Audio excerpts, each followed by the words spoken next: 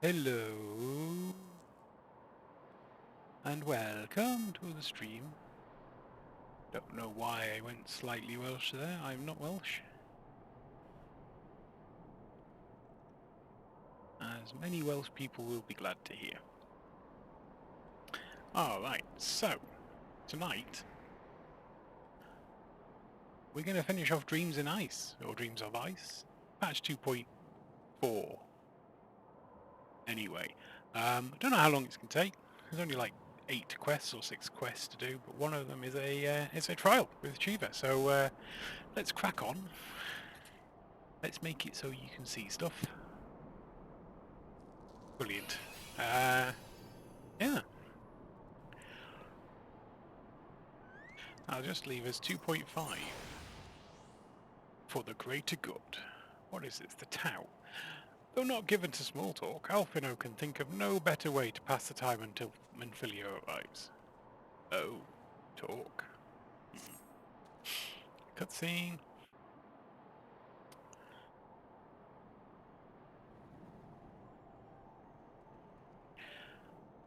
Oh, there's Manfilia in her warm coat. She should have bought one for Alfino. And me.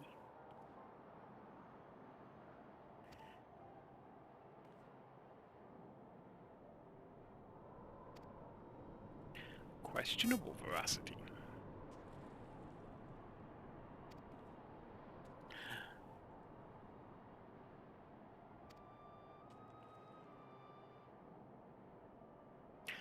A holy act. The blessed union of man and dragon. Woman. Dragon. Woman. Ailey's definitely a lady. Shiva was as well. Oh, such a thing could even be possible is quite another question.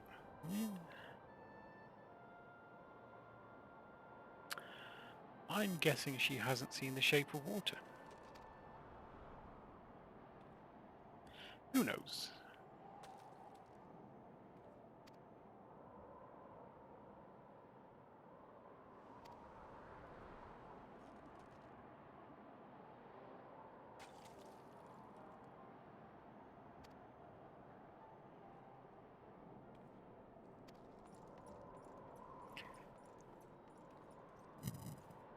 Oh, look, he was stood all by himself.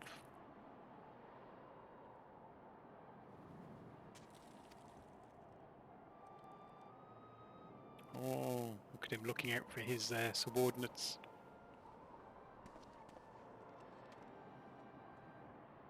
Alfino going to invite him to the conversation, no doubt.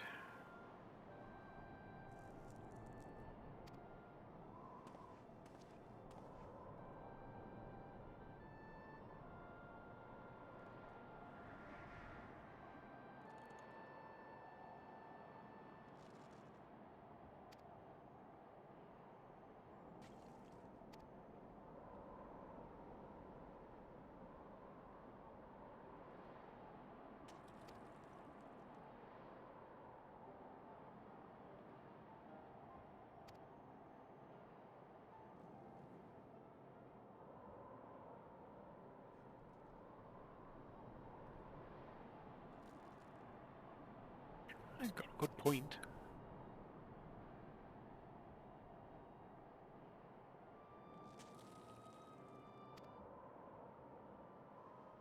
He seems eminently sensible. He's not wearing a hat. They're none of them wearing hats. It's freezing cold, they're not wearing hats.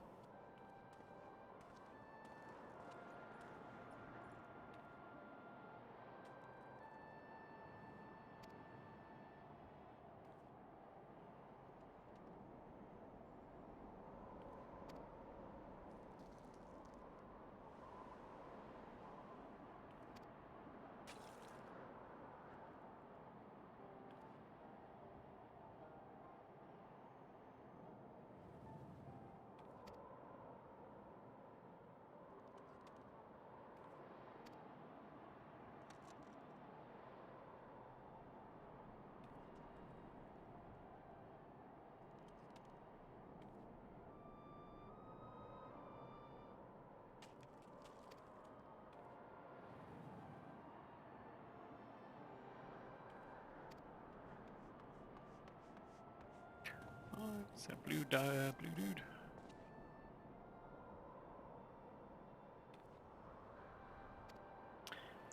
Apparently so.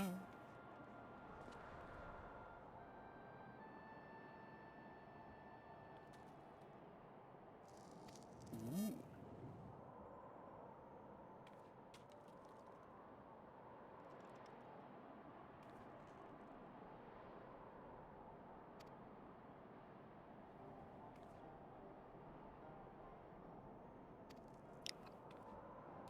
I don't want to go looking for tunnels.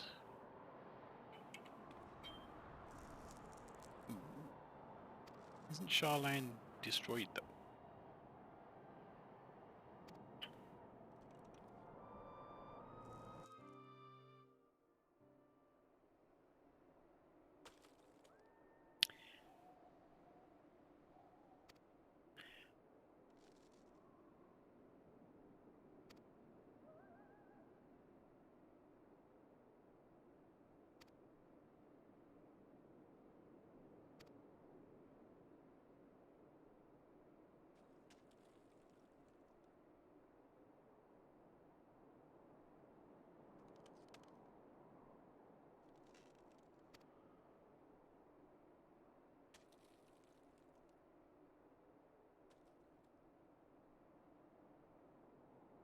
Oh, not the little shit.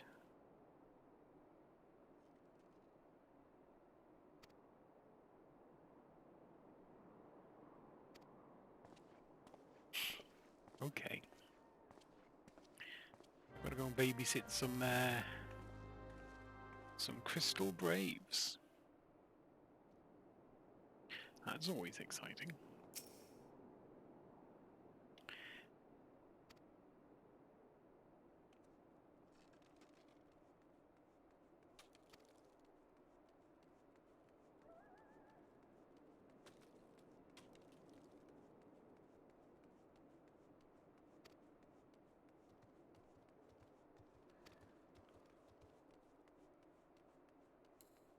Right, let's go. Let's fly. Fly to the Niffen Pass. Wherever that is. Isn't it that tunnel? I think it's that tunnel, chat.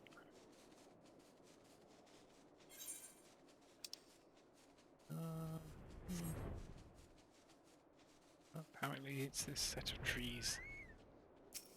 Oh, we got to beat the chinchillas.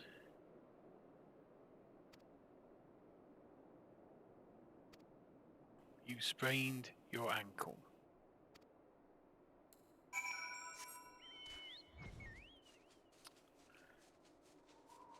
He sprained his ankle.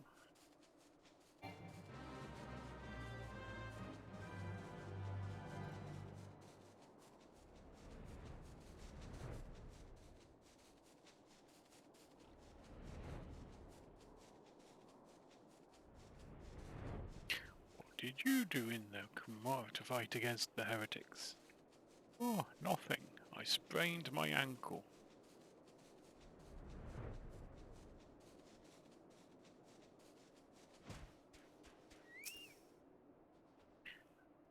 Tiny, tiny prince.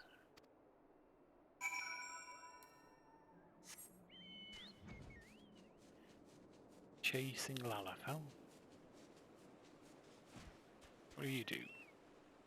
Stubbed your toe?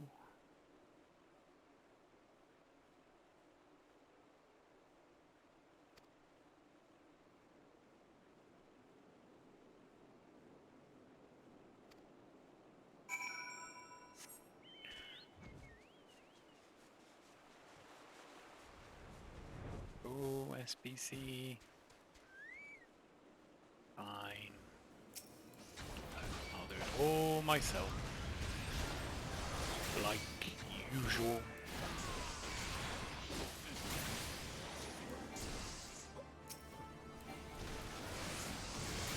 You're gonna paralyze me. That's disgusting. Not paralyzing enough.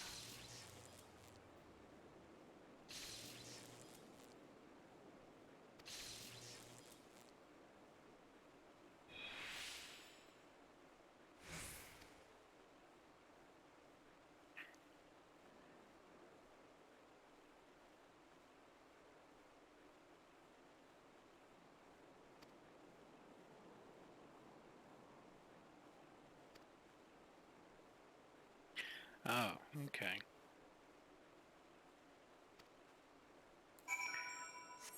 Must have got a paper cut from that missive he found.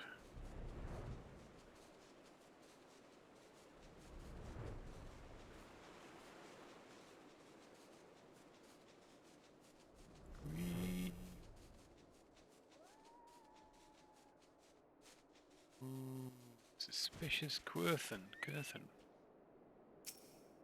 Are you signalling, Quirthan?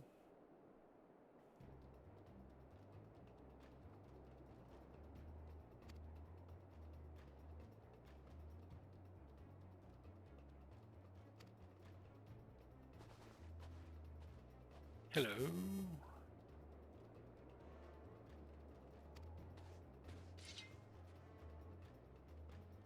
Oh, it's Ilbert.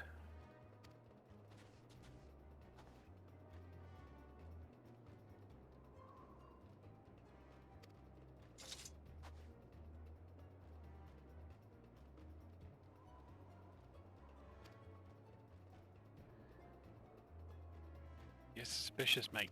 That's all you need to be.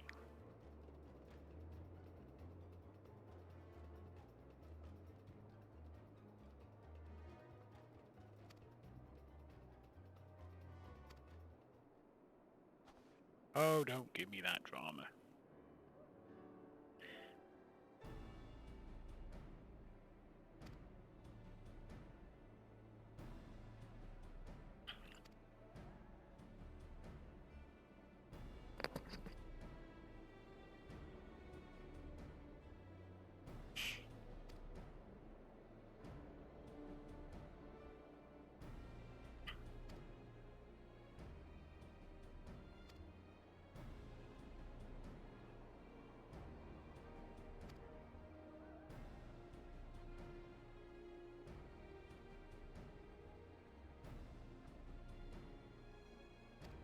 Sure.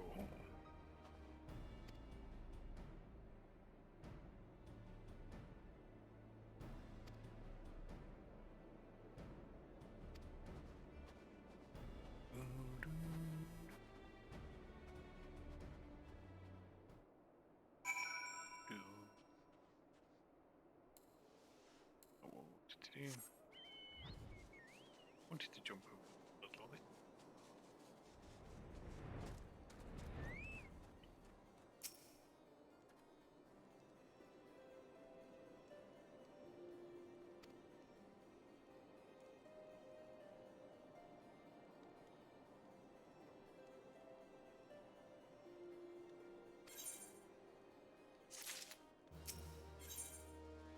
Tendrils of intrigue. Orphano is eager to hear Ilbert's report on the ivy.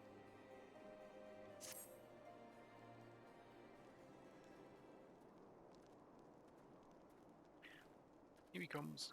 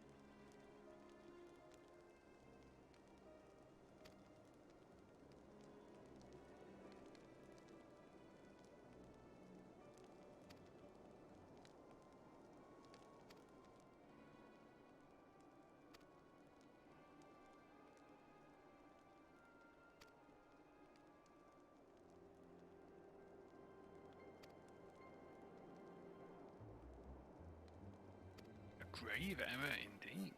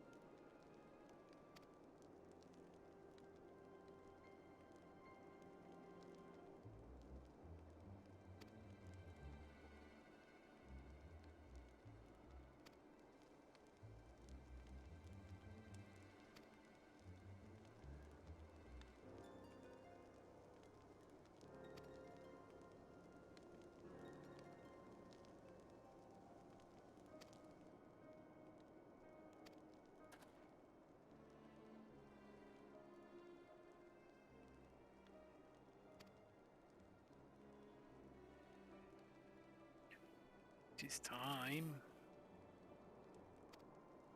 Where?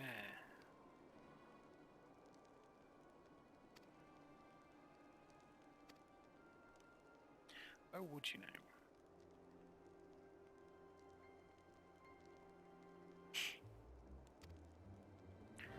Or she has. Wouldn't do for me to have any say over my own destiny, would it?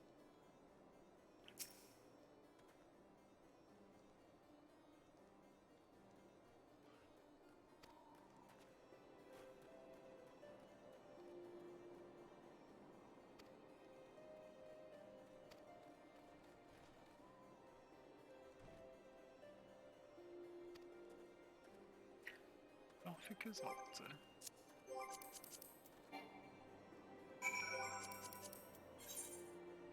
Old Gridania.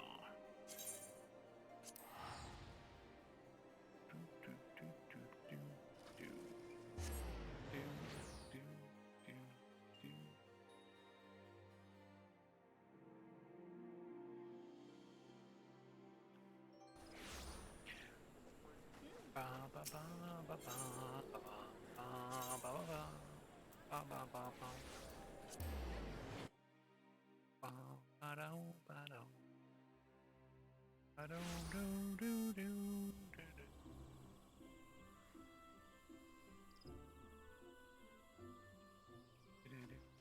Oh, he's over there. Fancy standing over there.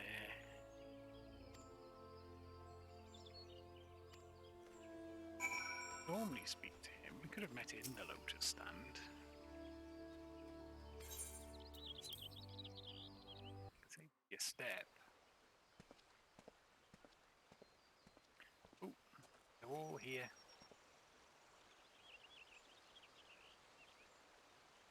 Change has come to the Garlean Empire, and we must discuss the implications.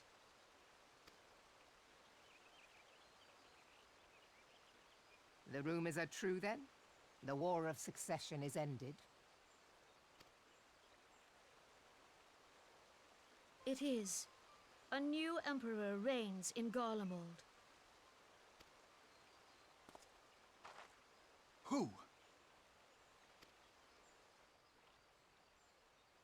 Eric the Wise. Bet. The birth and all too rapid expansion of the Garlean Empire is commonly attributed to the strategic brilliance of Solus Zosgalvis, yet he did not rule alone. Several members of the royal household also distinguished themselves during his reign. Nevertheless, it was the eldest son who stood to inherit the throne, until his most untimely passing. I thought us fortunate when I learned that the Emperor had died without naming a successor.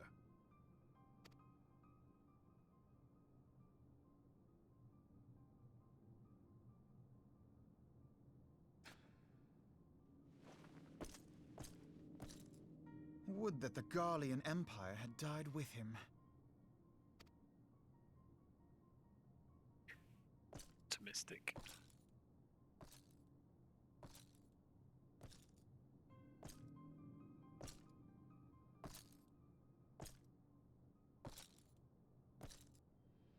'Twas the grandson and his uncle who had the strongest claims, was it not?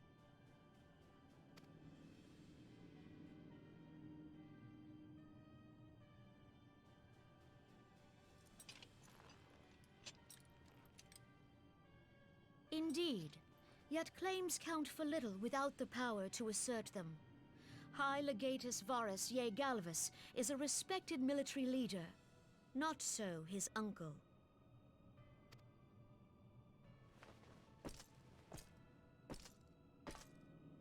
So young Varus has torn the crown from his uncle's grasp and taken his place at the head of the Empire.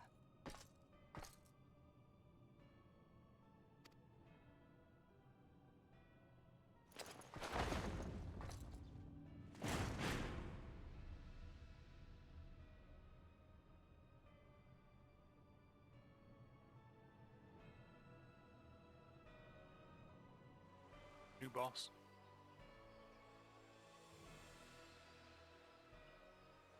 Given the troubled nature of his succession, the new emperor will require time to seal his grip on power. Yet have no doubt but that he shall, for there are none left with strength enough to oppose him.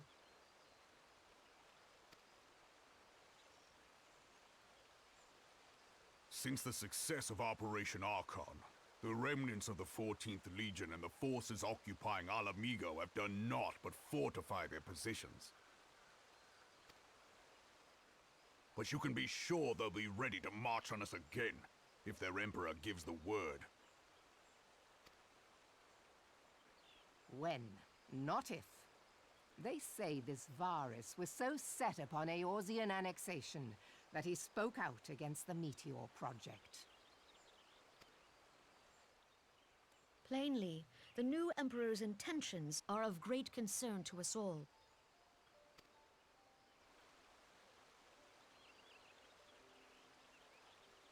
I propose that we set aside the Cartno dispute for the present, and discuss what measures the Alliance might take to prepare for a resumption of hostilities with Garlemald. Moreover, I move that we re-examine the question of how our former allies in Ishgard might be persuaded to retake their place at our side. Could Eorzea but stand as one, 'twould deal a grave blow to our enemies' ambitions.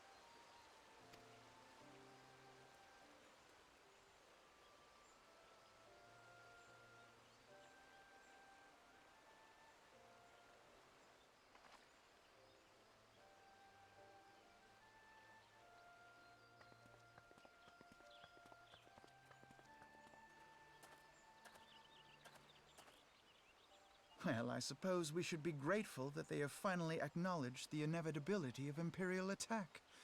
Who knows? They may even do something about it.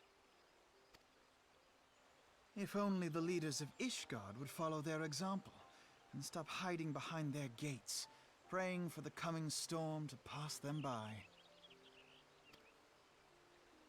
But that is a discussion for another time. At present, I am more concerned by the fact that the Alliance's mooted preparations will be made known to the Garleans many moons before their coming. So long as the ivy eludes our grasp, no secret is safe. Right, catch the ivy.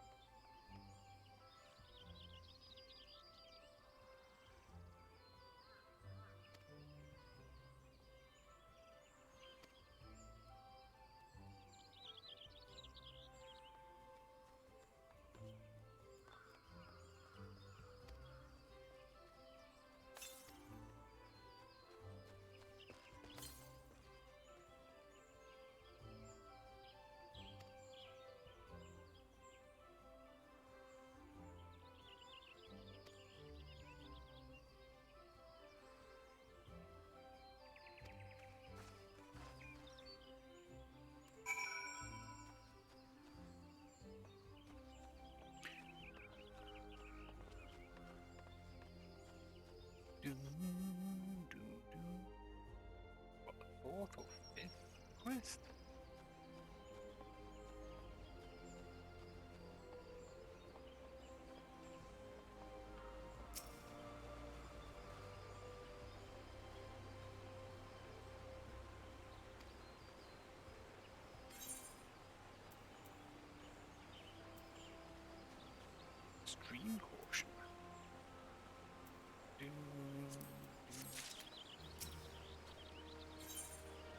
Chasing Ivy. Gilbert is convinced that he has discovered the Ivy's identity and is preparing to move against the Garlean spy. Seems reasonable. That is his job, after all.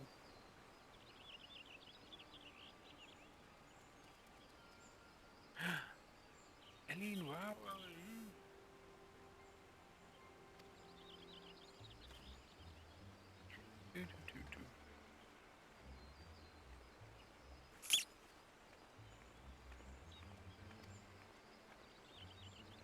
I think my skill will go along.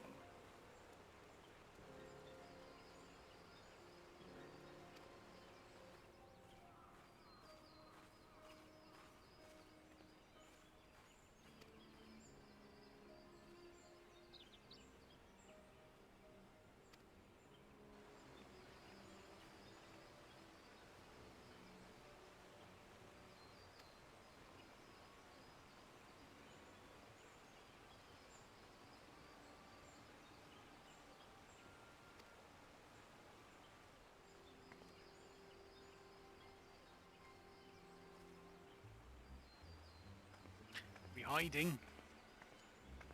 Hiding from the bad lady.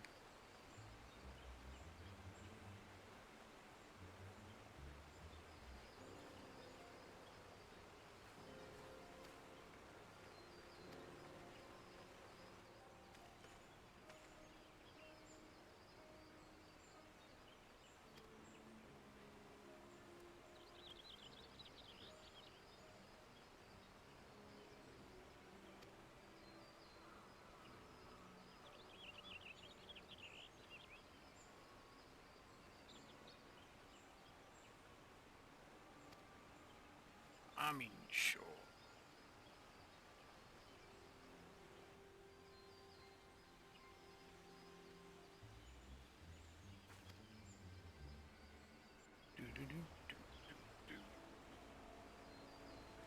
Off you go then, Albert. Let me unsuspiciously run through town.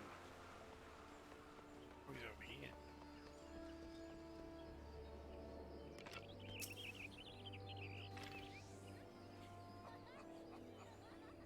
Badger Gate.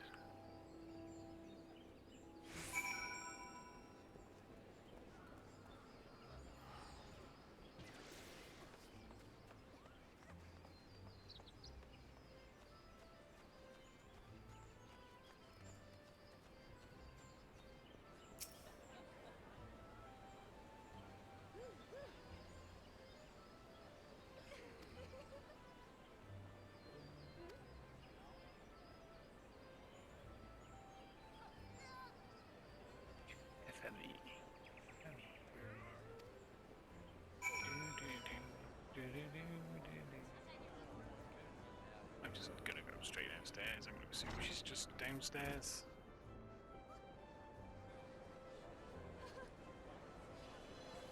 Well, she's inconspicuous.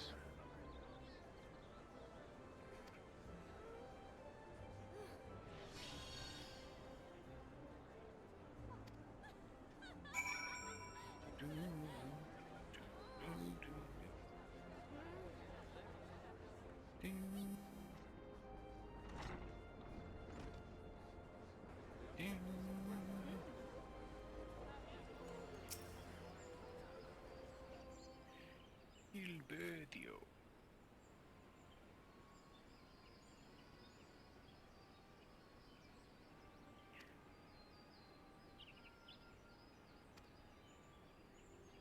Yeah, how could you forget the roost?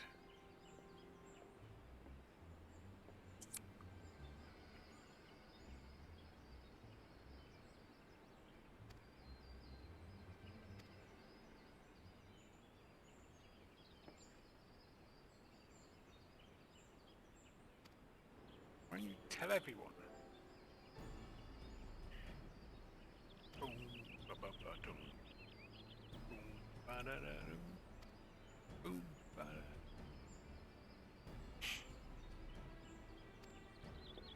Do-do-do.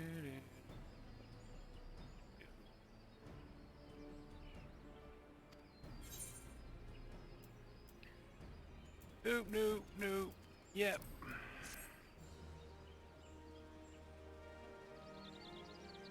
Hormone.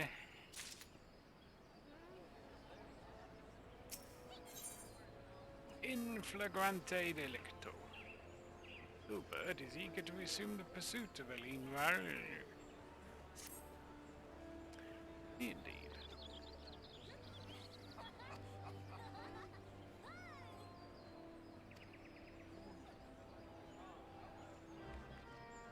Okay. Why am I making certain preparations?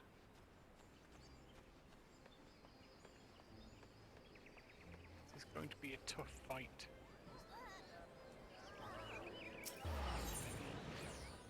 Isn't it? Lancer's Guild.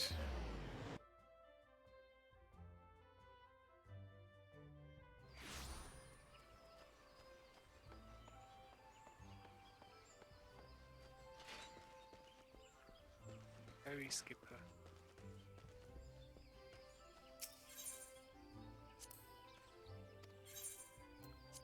Yes, let's go to Sweet Bloom here.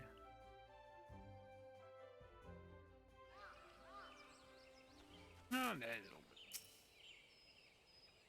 Always seems to look like he's been waiting for ages.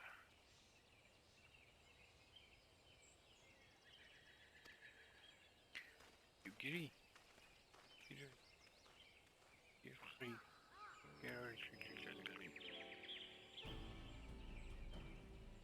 Bornhood.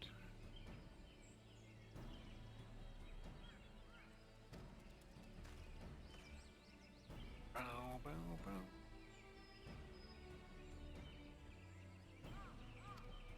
Bow, bow.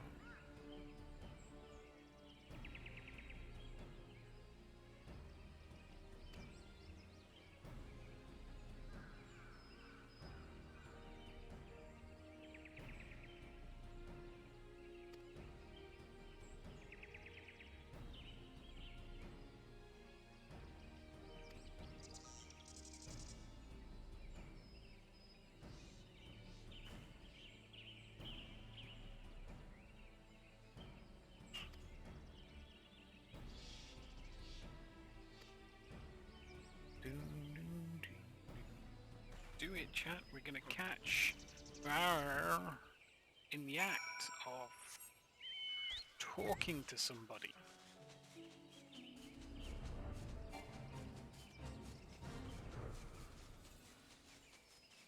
How I see bees, I wouldn't.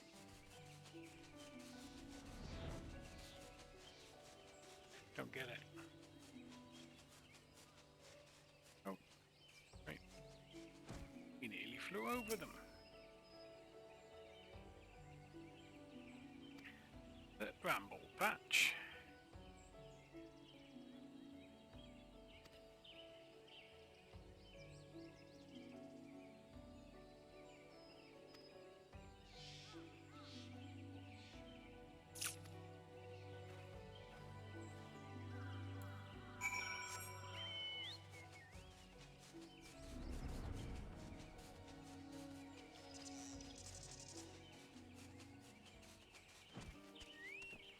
Gary. Such a cool name, you Gary.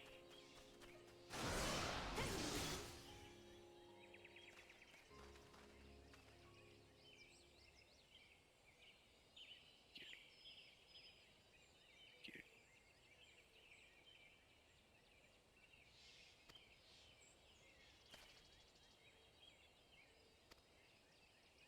Alright, Albert, let's go.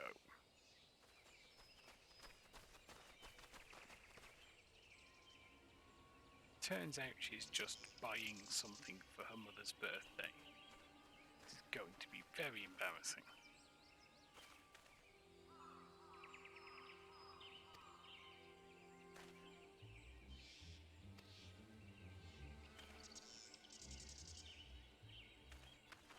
Oh, the dubious adventurer wishes to leave.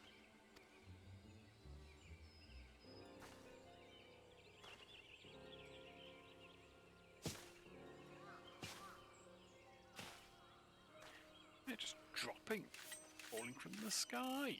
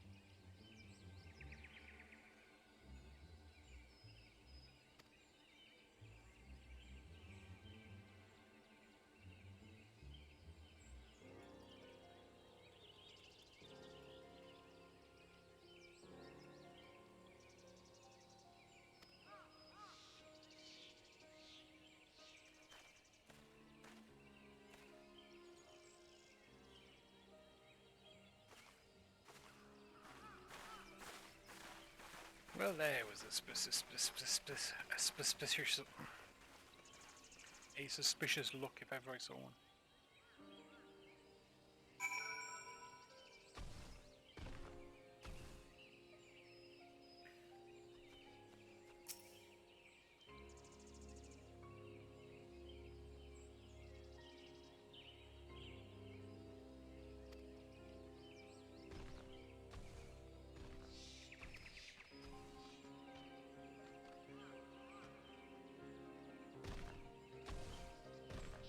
I gestured you with my hand and then let you tell me what I'm doing.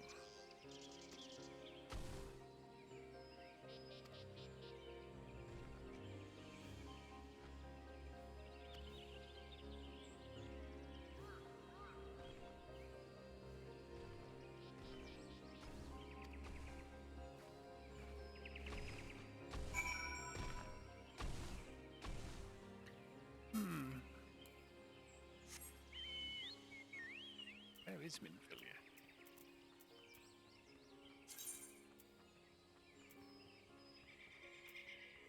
Oh, in an home.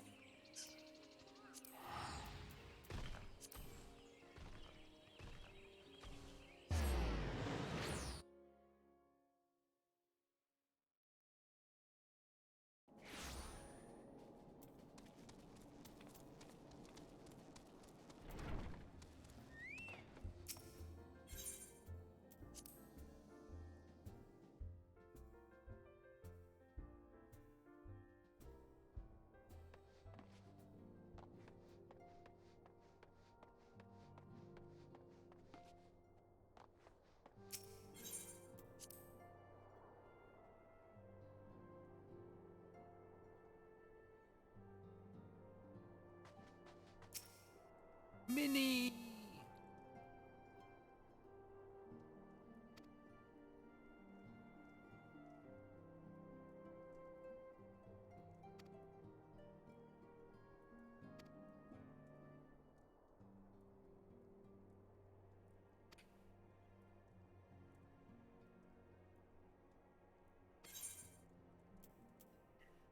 Do you like progress? And elegant silver pieces. A simple plan. Minfilia has never been one to hesitate when it comes to asking others for aid. That scans.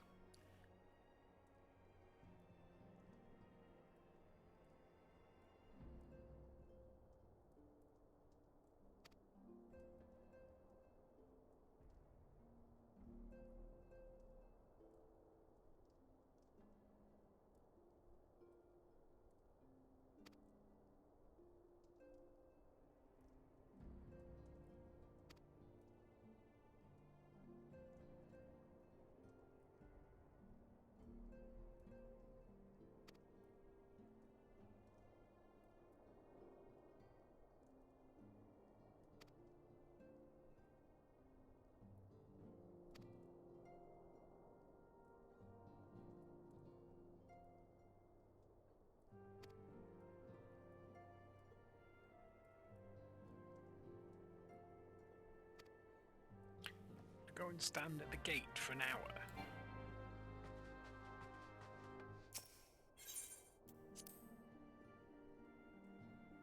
I remember I used to do that when I was a kid. My grandparents used to come and pick us up a week or two away. Stand at the back gate, waiting for the car to drive up the street.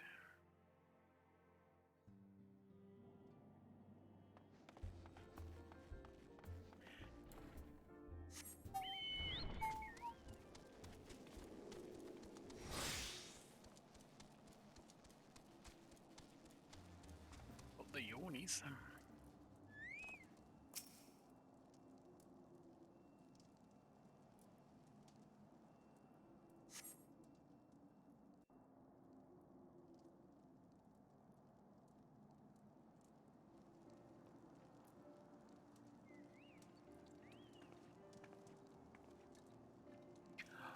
It is the Chocobo caravan thing. like an airship, because that's better than wheels.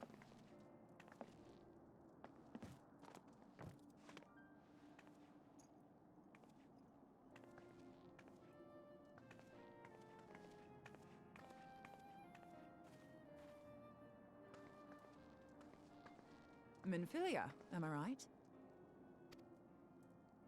None other. I bid you welcome to Revenant's Toll, and thank you for traveling so far on such short notice. As if I could ever say no to Urianger. Has that effect on women? Moonbreeder is an accomplished Sharlayan scholar, and an authority on Aetherite technologies. I didn't doubt it for a second. She has played an invaluable role in our search for a means to capture Ascian souls. Charmed, I'm sure.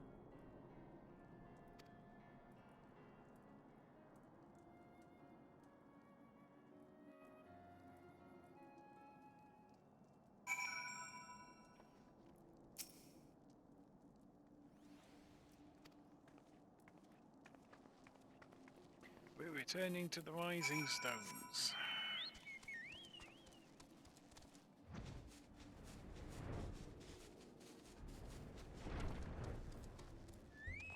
Oh, we've got to the entrance.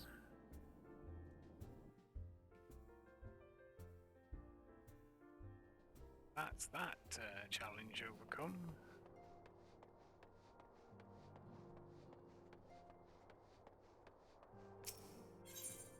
You've entered the solar.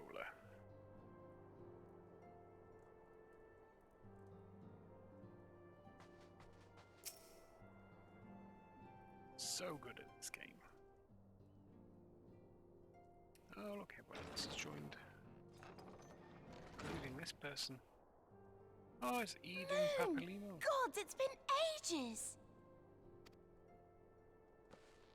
Oh, longer, sister. They don't look like sisters. A joyous reunion indeed. Well, of course it is. Moon and I are like twin sisters. No, no, you're not. Sisters, I could believe. Twins, no. Save in appearance and aptitude. See, Papalimo's got my back. Papalimo knows what I'm talking about.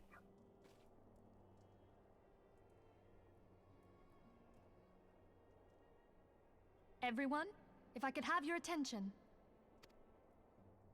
We have with us an esteemed guest who has come from Sharlayan to assist us. I bid Moonbreeder join us here that she might share with us her extensive knowledge of Aetherites. Also, as many of you are already aware, she has been overseeing our research into white auracite, a sample of which she has been good enough to bring with her.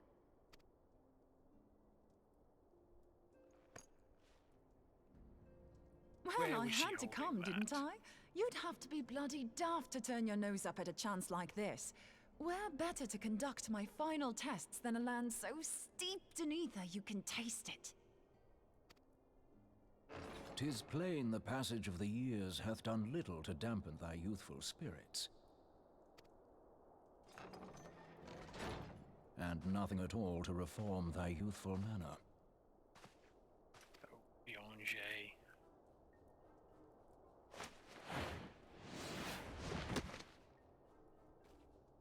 Urianger, where in the hells have you been hiding? Unhand me.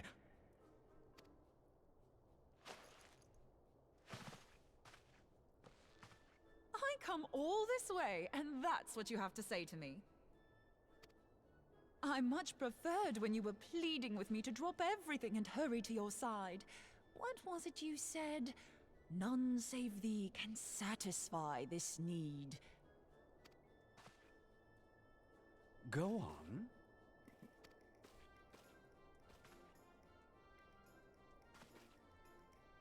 Thine artless attempts to misrepresent mine all too innocent motives do thee little credit. Mine intent, as well thou knowest, was but to impress upon thee the gravity of the circumstance. Lest thou doubt, a deiform entity shall shortly be summoned, save if thou and no other grantest my compeers thine aid. But if you put You it still that haven't way, found it then, your missing aetherite. We have not. No. We know that Iceheart teleported to an aetherite not far from the first. Yet even after careful analysis, we could not locate the second beacon. We now suspect that the heretics destroyed the second aetherite to impede our pursuit. Our allies continue to scour Snowcloak for Iceheart's sanctuary, but we have no guarantee that they will find it. Yet it must be found, for even now Iceheart prepares to call upon Saint Shiva. I'm sorry, but if the aetherite's been destroyed, then that's that. Although, you're absolutely sure she used the first aetherite, are you? She didn't just use teleportation magics? One of our own bore witness to her escape. I can say with absolute certainty that Iceheart used the aetherite.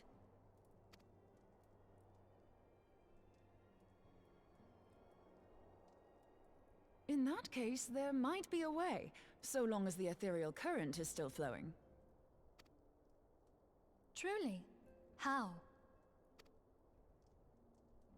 We use the current to recreate the beacon. As you know, aetherites are a bit like lighthouses. We use them to reconstitute our physical forms when crossing the ethereal sea. Without them, we'd lose all sense of direction and our essence would dissipate. However, we don't rely solely on these beacons. There are currents of ether which flow between them, currents which help guide us to our destination. Now, these currents will gradually dwindle away to nothing if an aetherite is destroyed. But if even a sluggish flow remains, we could theoretically use it to direct a surge of concentrated ether towards the void left by the beacon, and thereby fill it up again. Like opening the floodgates to fill a dry riverbed. Though, correct me if I'm wrong, but would we not need a veritable reservoir of ether? In concert, we might manage to channel a sufficient volume, yet that is not my chief concern.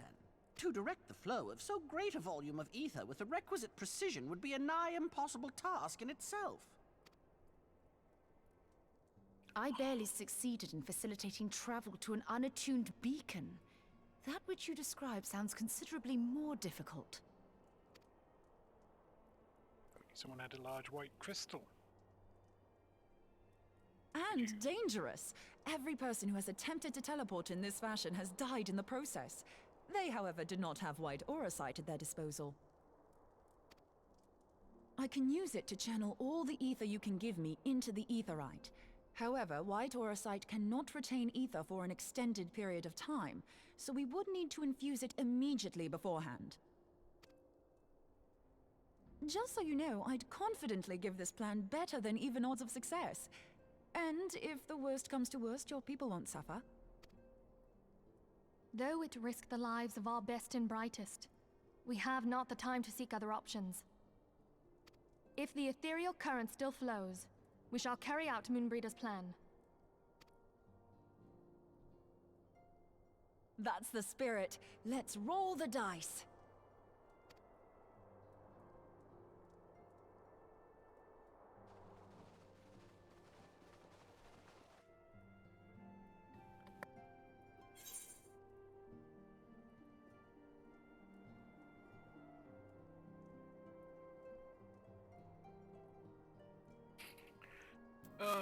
Okay. Elegant silver piece, I choose you.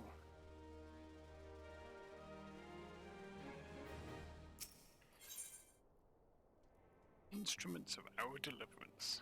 A plan has been devised, and Minfilia would have it carried out without further delay.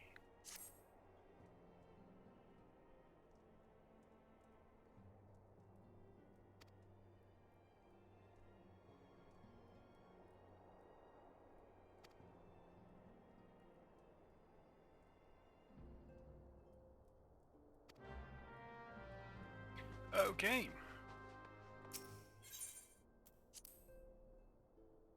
Let's head for Snowcloak.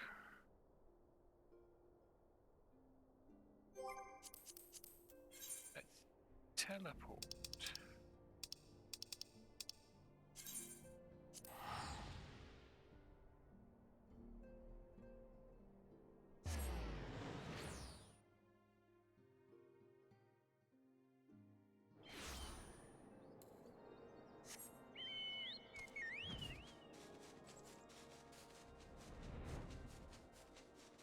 Oh wow, look at that sunset. Beautiful.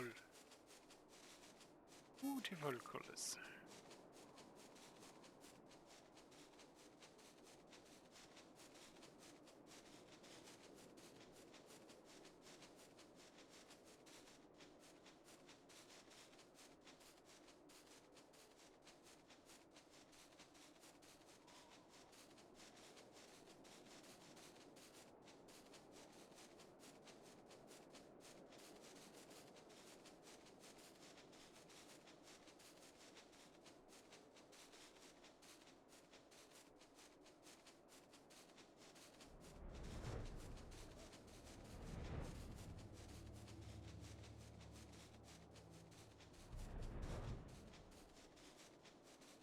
Alfie.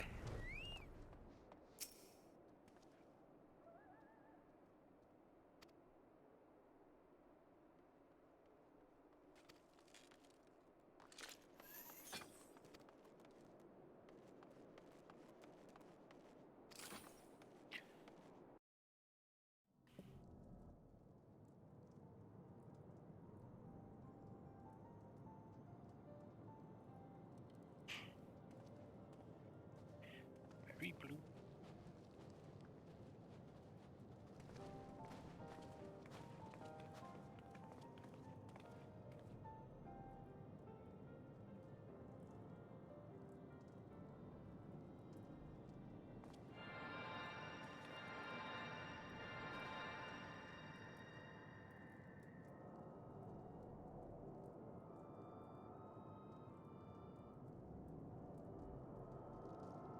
Glowing, chat.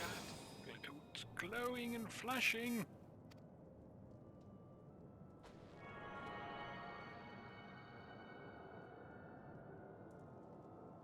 Discharge.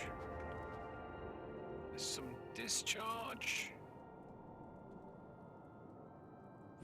Some white discharge. Spent. It's discharged all its white stuff.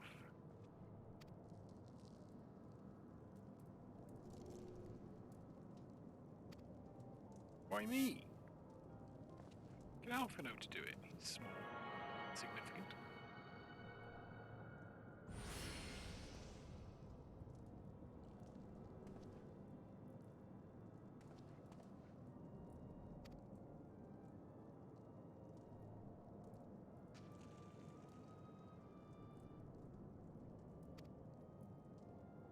But I don't. But I end up killing Shiva. Killed primals, you know. 5 of them. 6. 6 of them.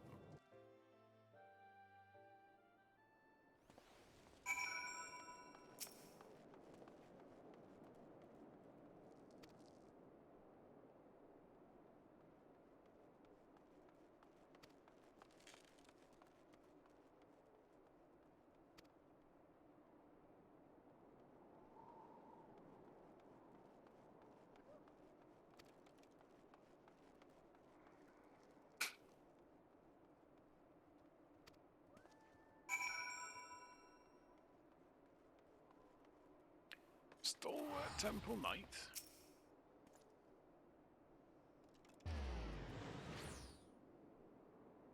Just give me the letter and let me read it.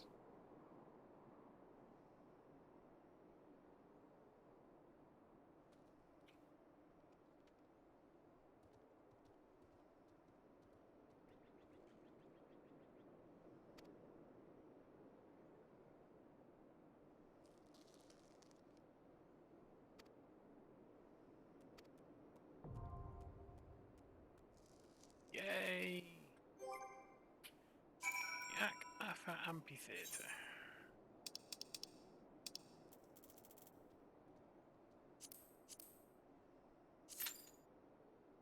Let's do this thing. 19 minutes.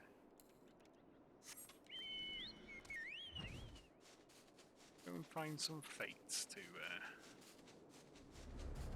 fanny about in while we're waiting.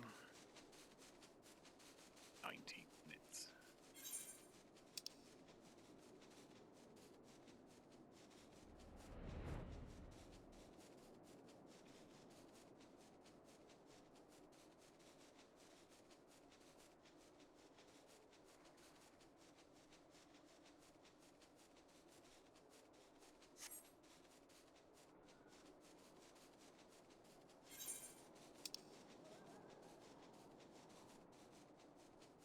There's injured four-arm sentry.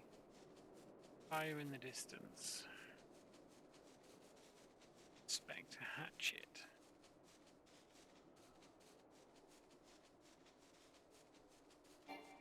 Let's do that one. Let's head for that one.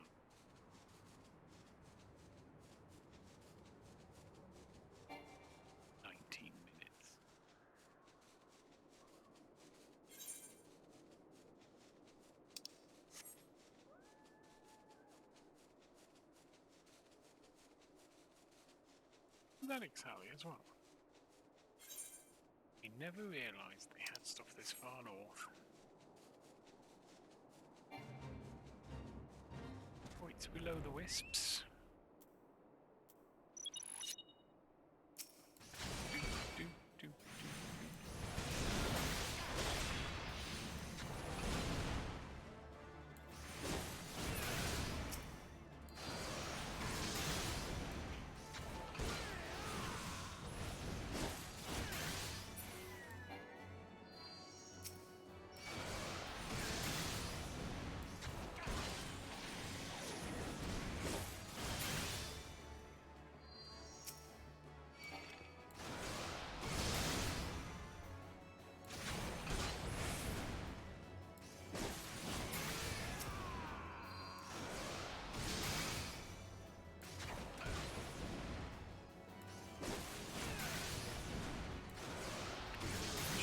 Joel out to help.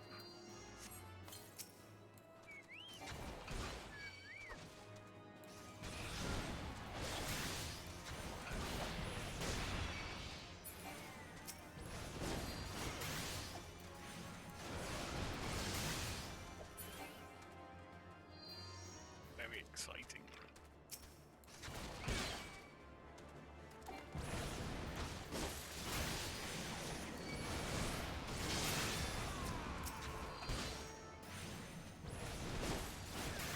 Dropped to 9 minutes. It's more than halved.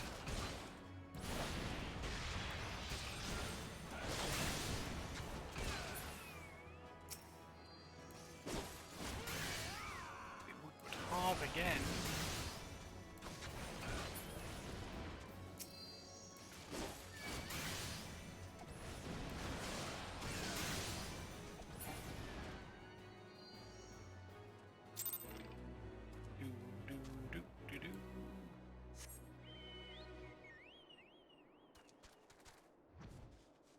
Did we finish our challenge log thing that we were doing? The fates? Need 2 more.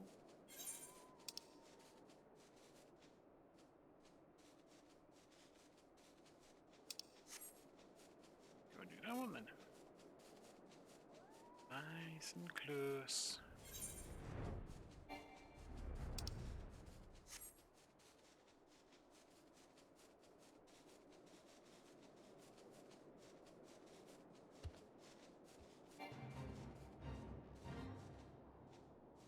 Water sprites.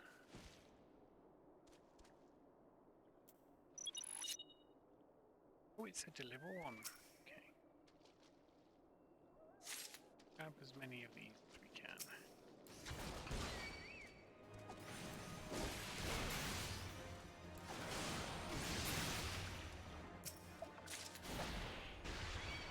I think normally we need around 20. Got 3.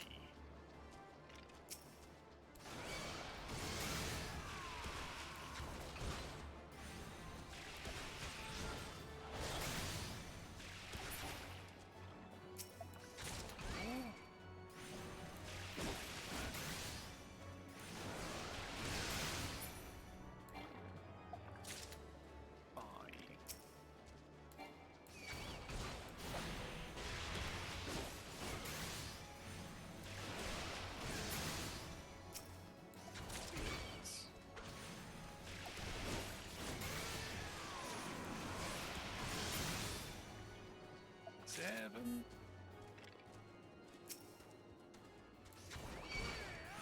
And nuts.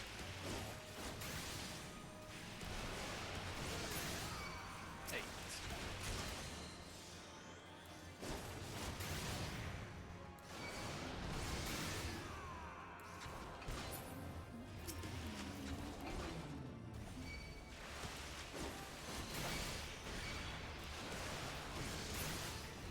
9.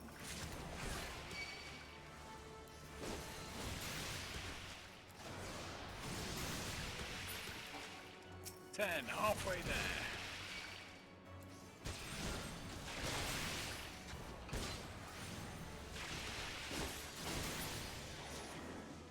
7.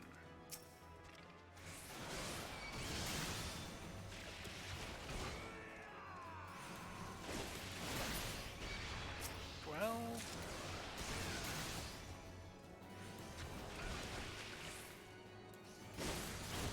13.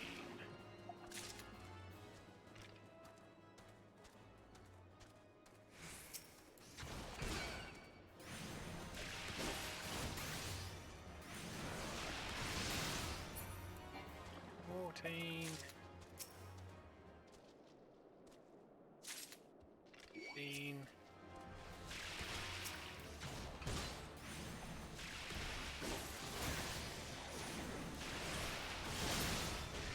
16. 17. 18.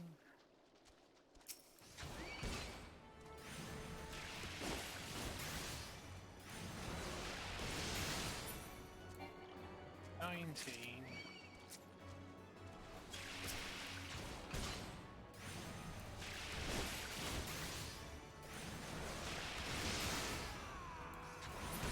20. That should be enough. Should. Welcome to counting clocks and collected 20 of them. Oh shit. Really? We've got 4, 5 maybe.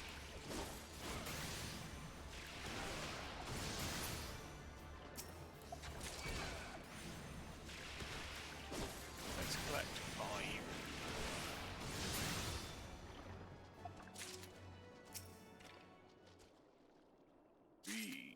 Three files of Doniphan's tears.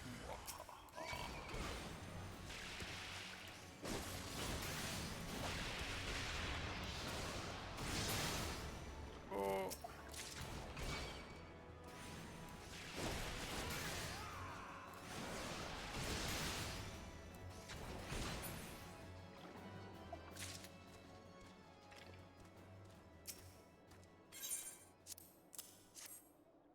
Really?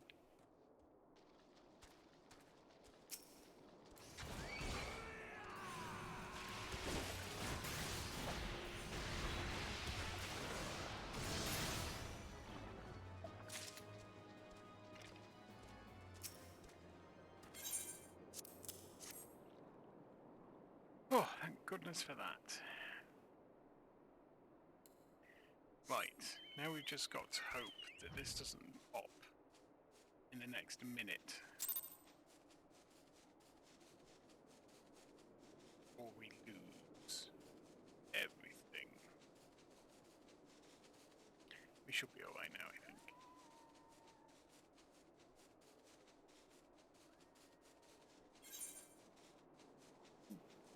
Here.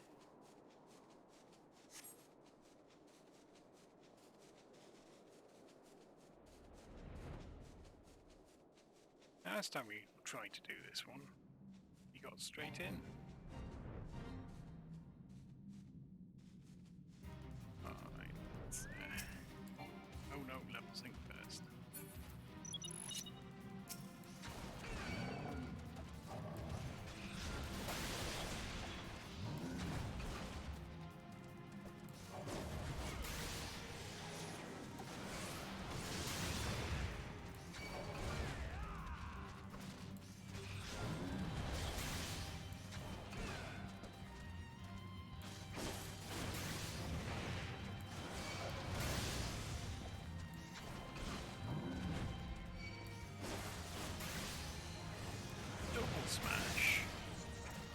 is in 2 smashes. That doesn't seem fair.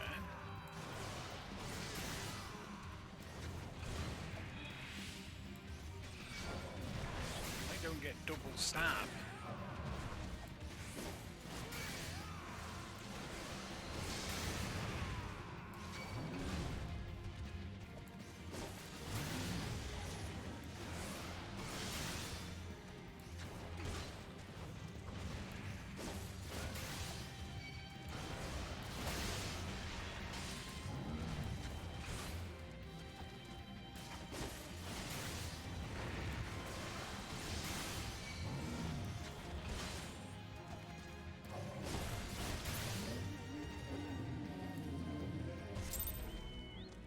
Yeah, we've done our challenge log fate thing.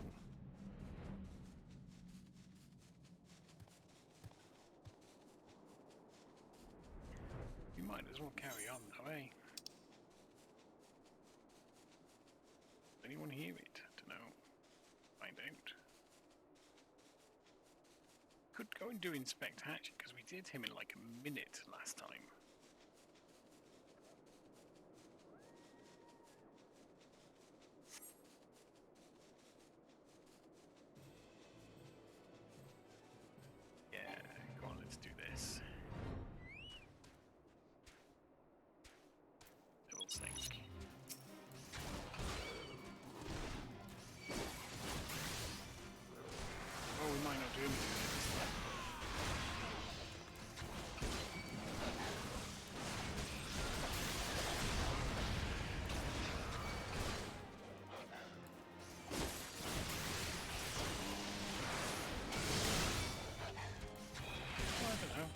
Quite well.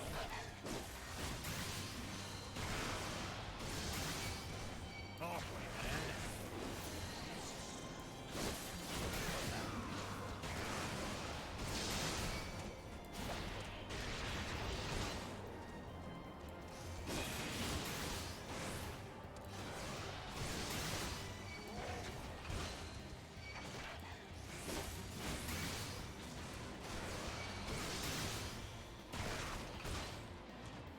He's gonna die.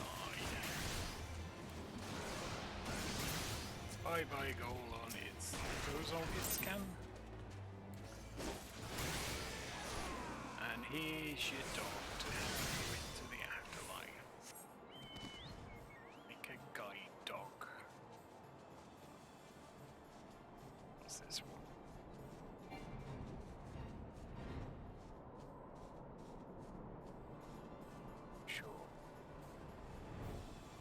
Sink that level. We've got to kill the click with him.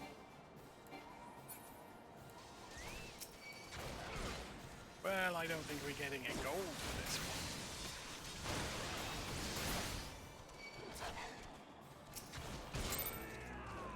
one. Oh, we did.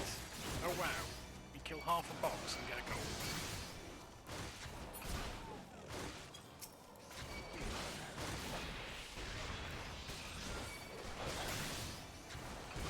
These dogs really liked that box.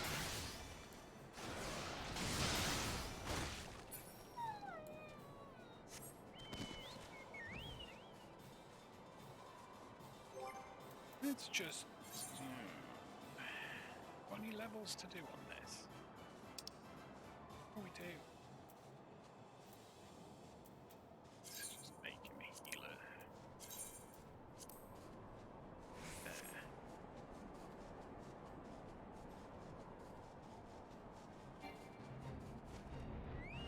Wind and wind guys.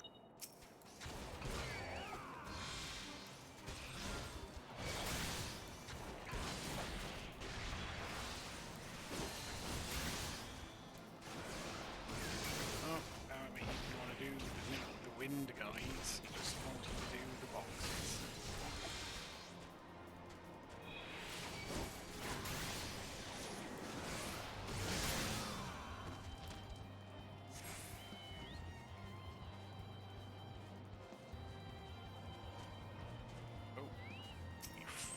Five more people away from doing the thing we came to do.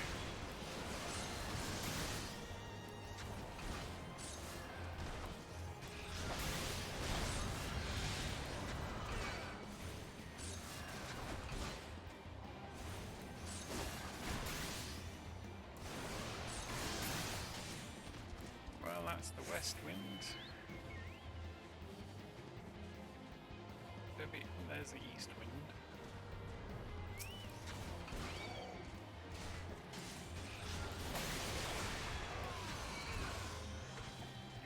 Oh, we banged it up.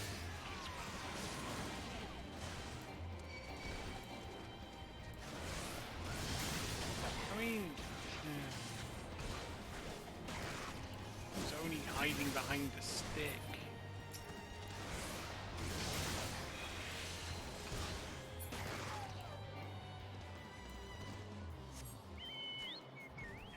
We just got south wind to find now.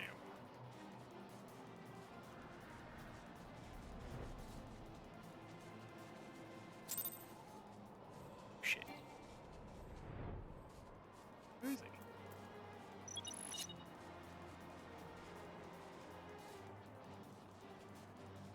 There he is. Hello, south wind.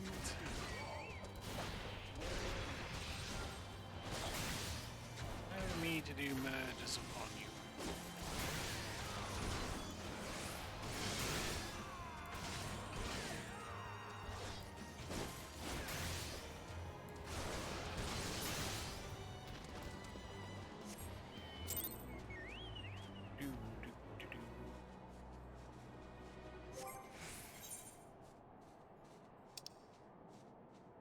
Oh, we might have to go and spend some seals soon.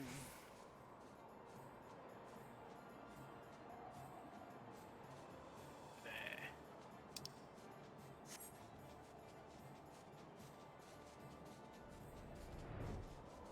Hopefully we don't get there.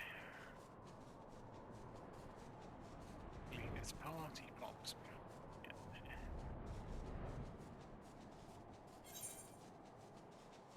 Party's not going to pop when we get there.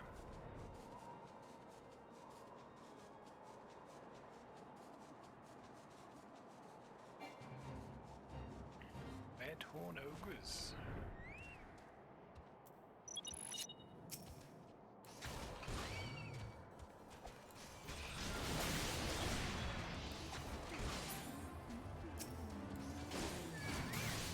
Oh, and some sheep. Sheepies.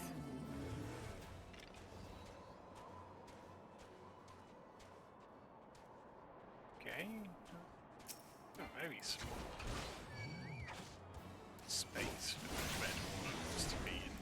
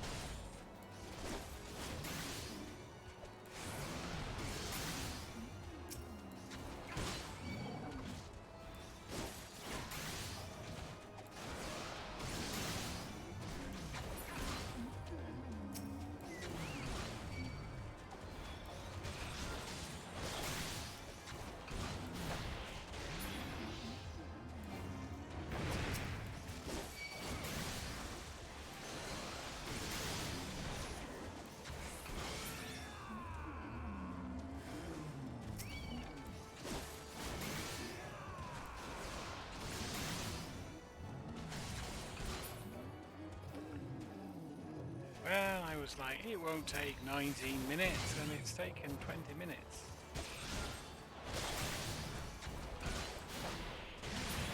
Perhaps it's just the time of night. Perhaps it's because it's Wednesday. Perhaps no one likes doing this sort of stuff on a Wednesday.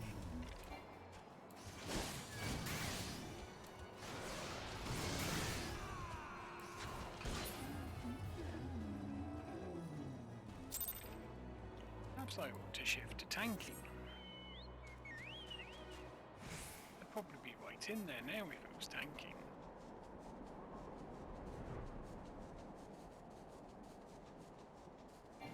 Big Bird, Rock, not Big Bird, obviously, for legal reasons, it's definitely not Big Bird.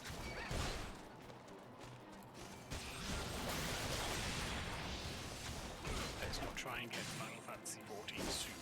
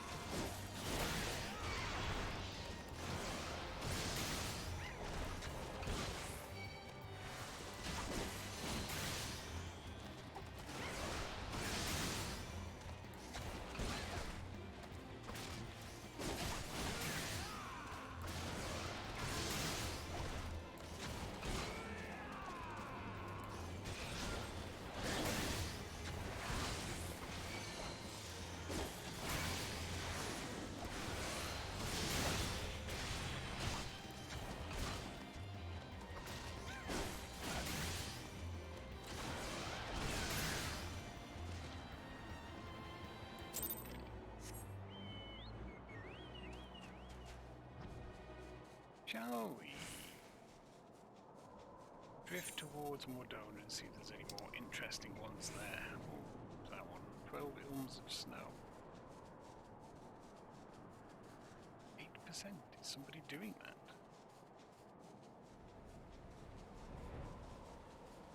Seems stuck at 8%.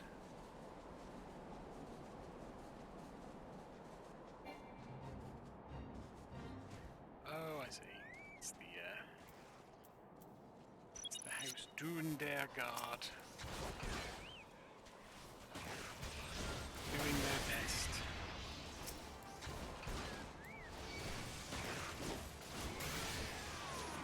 What you need is a warrior of light, sir. That's what you need.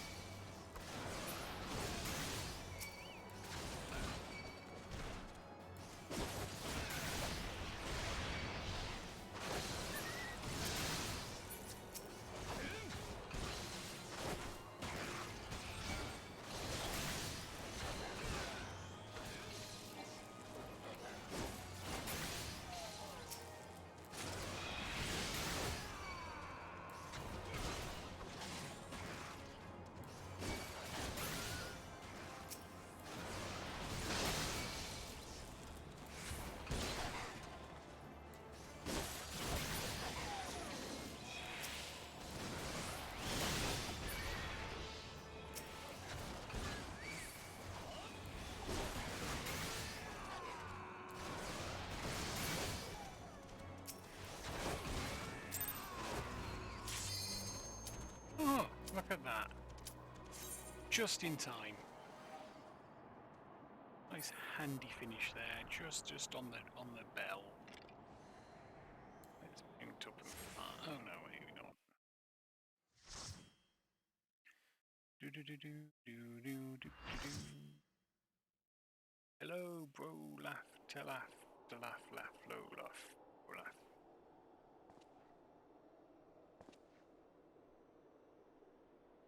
Hello, Isael. You should never have come here, warrior of light. I labor only to forge a lasting peace. Do you indeed? A peace you would deny us out of ignorance and blind faith. No matter. If it is our fate to be at odds, then it is mine to strike you down. Good luck, lady. We whom gods and men have forsaken shall be the instruments of our own deliverance. Yep. Partake of my flesh. Fill this vessel with your light. Walk amongst your brothers and sisters once more. Oh, Saint Shiva, still the hatred within our hearts and bless us with eternal grace. Do it quickly. Oh, so wait.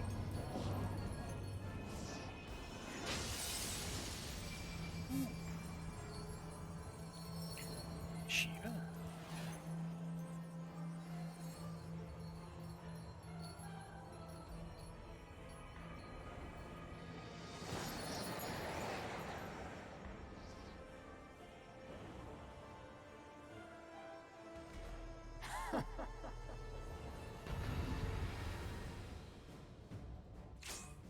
Yay, we can start. I wasn't the only one viewing the cutscene. It's always good to see that I'm not the only one viewing the cutscene.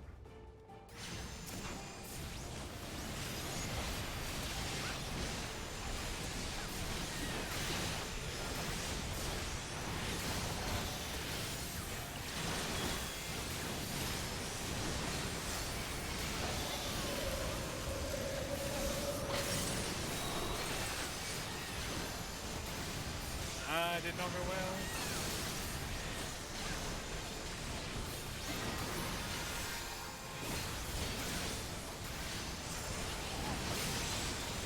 She making progress.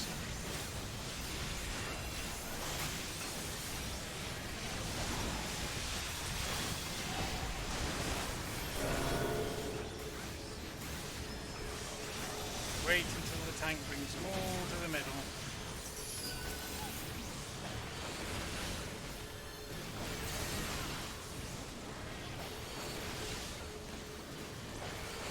Doom spike them. Oh, they're soldiers, I thought. They were Yetis. It's made a lie of my notification. Now I feel like a noob. Streaming noob.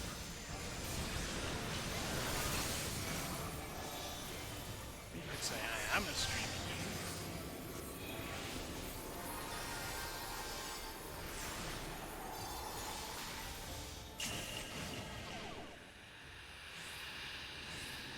Got a bit cold in here, chat.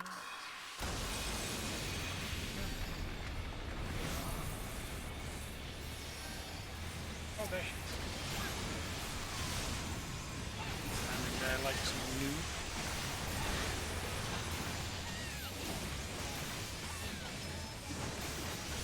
We need to run over here, I think, to the way, so we don't get hit by anything.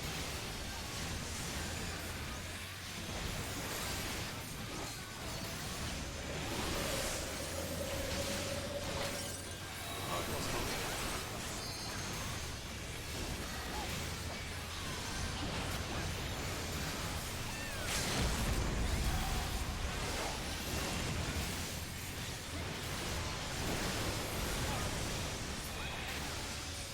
There we go.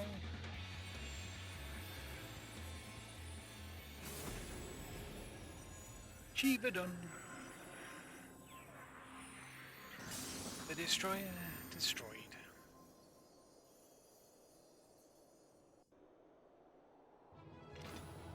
Bow, bow, bow, bow, bow.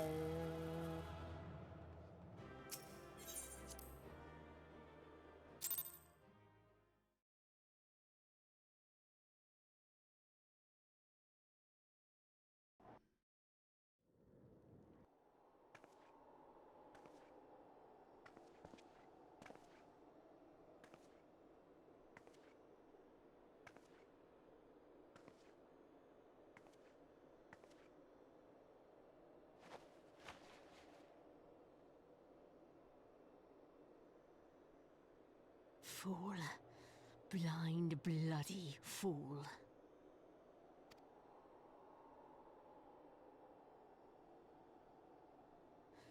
You, of all people, should understand the suffering war begets. That no sacrifice is too great if it brings an end to the violence. Mine is the righteous cause.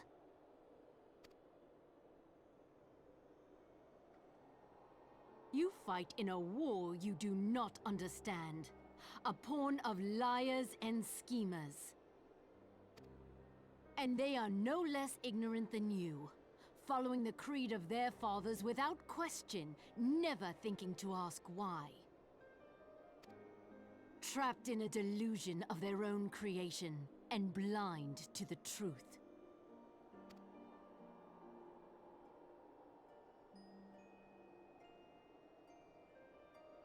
Warrior of light, redemption is not beyond us. We who walk before may lead those who walk after. Well, someone's been listening to the song. Seek the keeper of the lake. See with eyes unclouded.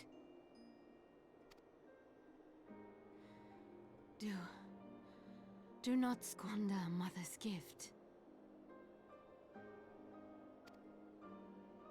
I do. Hear, feel, think.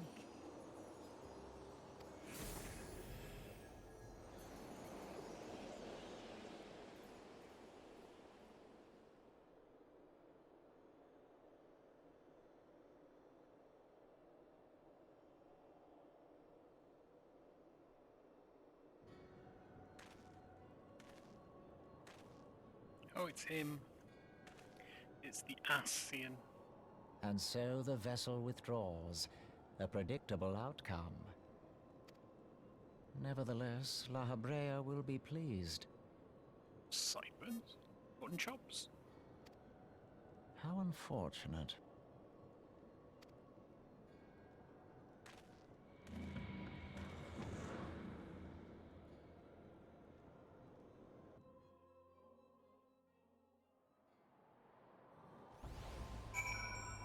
I really can't wait to get to Shadowbringers.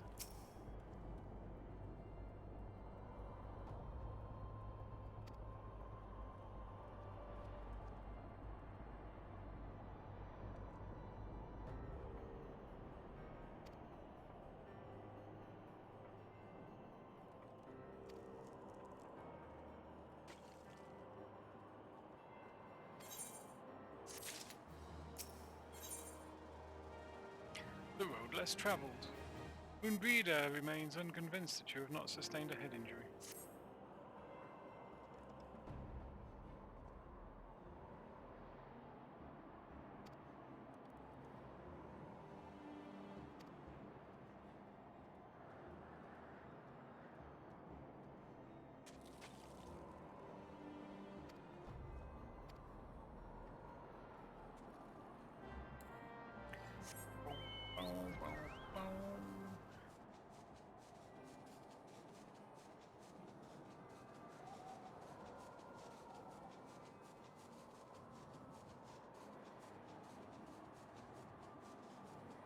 Off to White Brim Front.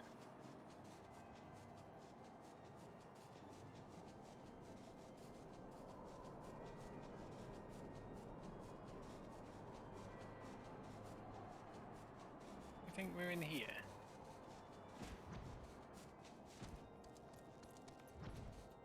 There we are. There it is. Standing on the carpet.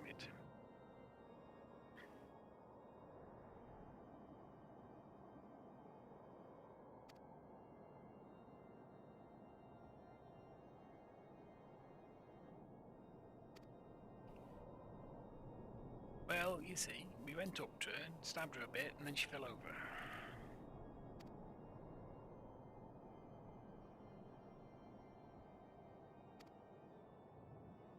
Very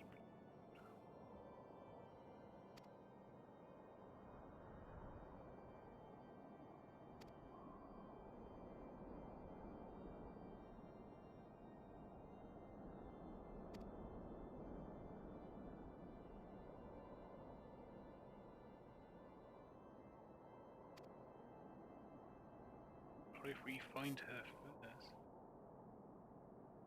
Oh no, the caravan.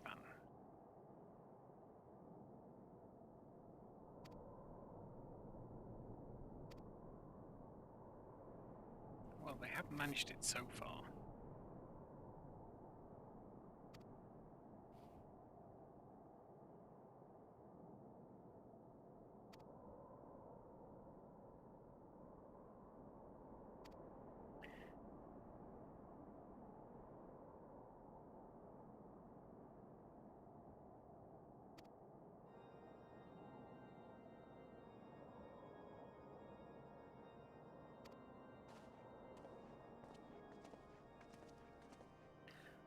And calm poor Shlont down.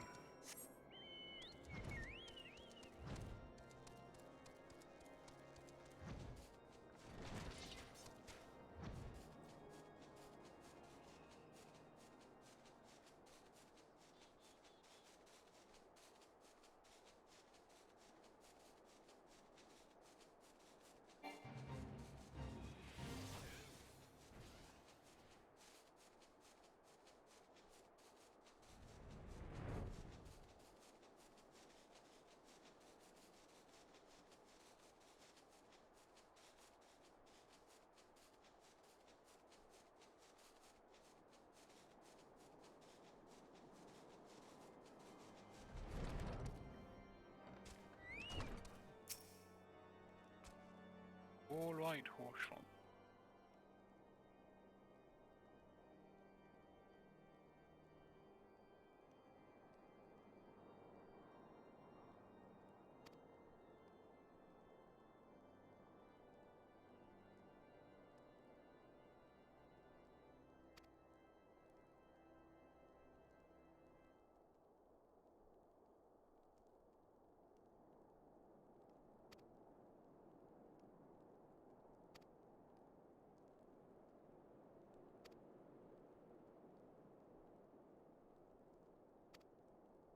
The intercessory.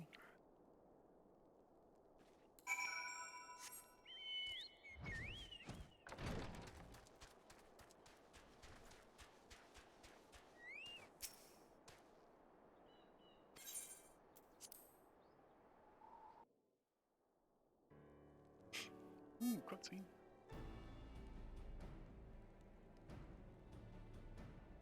On behalf of the Holy See of Ishgard, allow me to express my deepest thanks.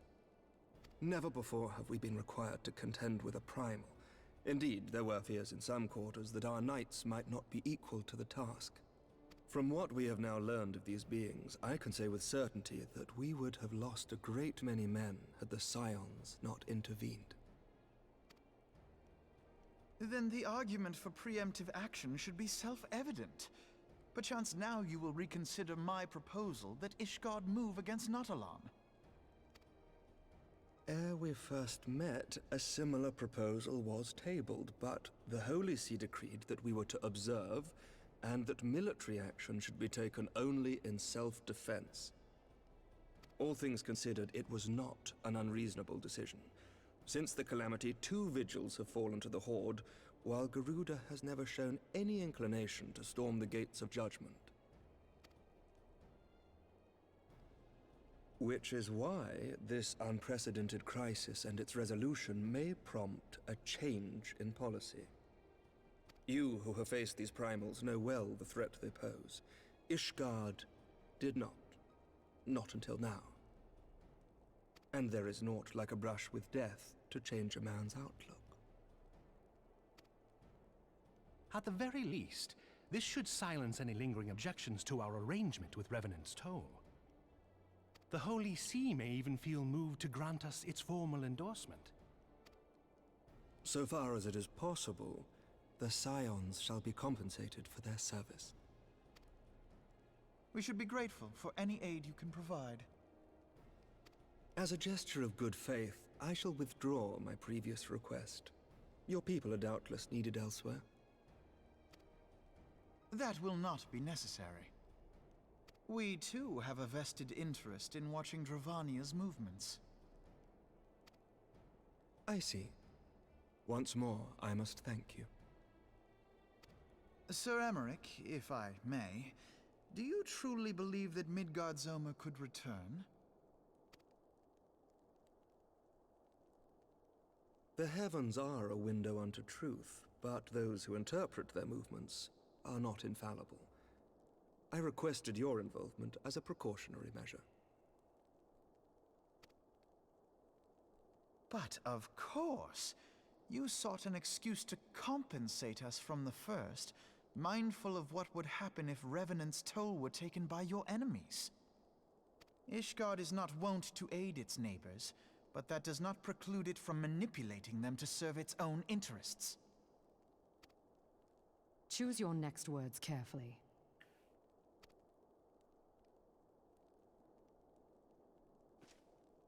Do you know what sort of man becomes Lord Commander of the Temple Knights? One who comes from good stock. I did not. Yet here I am now. Why do you suppose that is? Daddy issues? Because I swiftly learned to tell the difference between words, deeds, and beliefs. You are correct, Master Leveilleur. Ishgard desires to see Revenant's Toll flourish, as it would present a troublesome obstacle to our enemies from the south. We are so glad to be of use to you. As we are to you. Ours is a mutually beneficial arrangement, lest we forget, one born of necessity. The dragons grow more restless by the day, and the heretics harry us nigh without cease. We have contended with such troubles for centuries, but there are limits to even our endurance. Yet as a pauper is loath to part with his meager possessions, the leaders of Ishgard are not wont to render up their trust to outsiders. But with perseverance on our part, they may yet be made to see the light. Nevertheless, one must take care when walking the road less traveled. Wise words, Sir Emmerich. I shall make a point to remember them. I must apologize for my earlier outburst. I hope it will not sour our good relations. Not at all. You but spoke from the heart. I trust you understand that at times my duties may prevent me from meeting with you. On such occasions, my second-in-command will speak for me.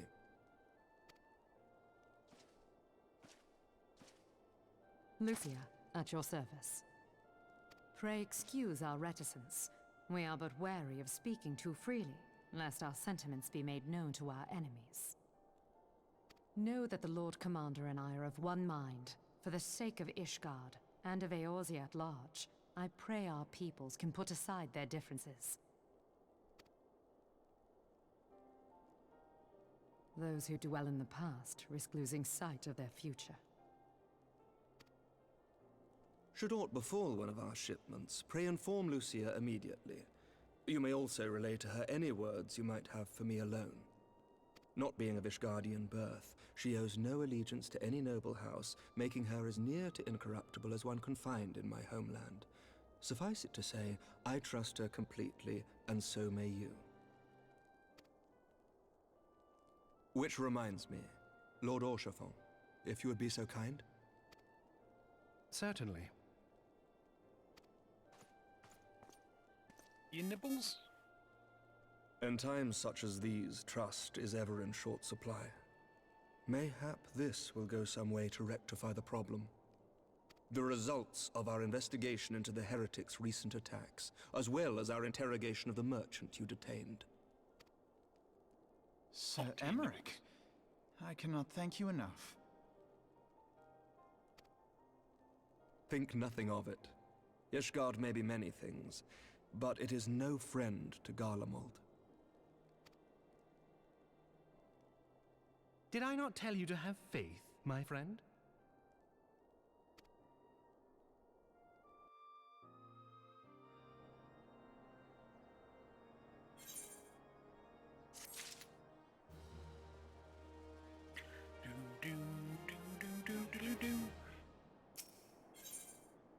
Eyes included. For one with reason to celebrate, Alfino looks rather grim.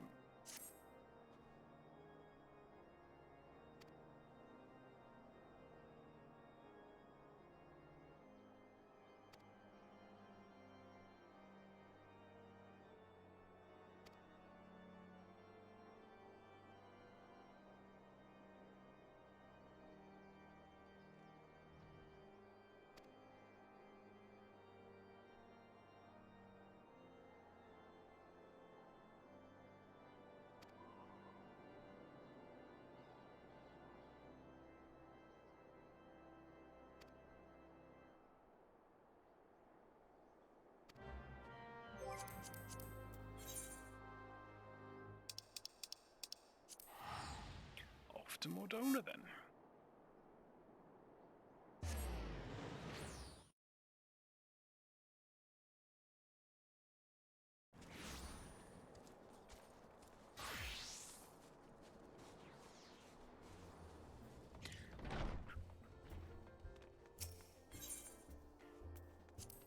I assume this is where I'm supposed to go. I didn't check.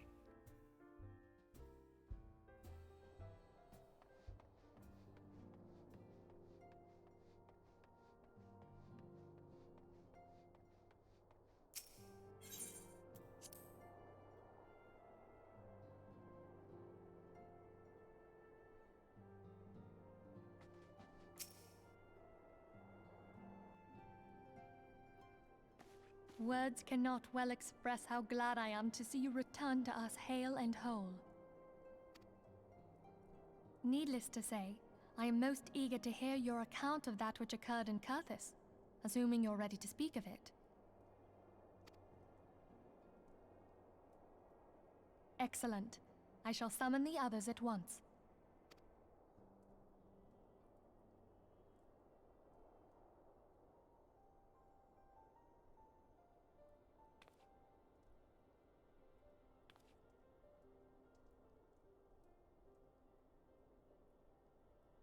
Iceheart used her own body as a vessel for a primal soul? Mm-hmm. Master Louisoir's writings make no mention of such a possibility. Can we be certain this entity was a primal? Mm-hmm. As certain as we can be that good King Mogglmog the 12th was a primal, I should think. Both were ostensibly summoned. Mm-hmm. Let's not quibble over definitions. Of more concern is the implication that Iceheart retained her will, even after she was possessed. We are talking about a mortal, wielding the power of a primal. Mm-hmm. It can't possibly be that easy, can it? There must be some sort of sacrifice required.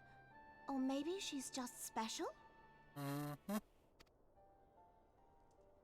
What qualities this woman possesseth, I know not, but full sure am I that she was groomed for this role.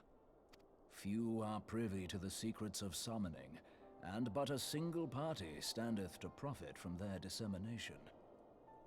Well, I wouldn't presume to comment on how the lass came to know about summoning, but I will say that what she summoned was a primal. The readings were the same, or near as damn it. Strange as it all sounds, it's really no different from what you've faced before. Then mayhap it is time that we re-examined our previous encounters. Pack your things, Ida. We're going back to Gridania. Yes, sir.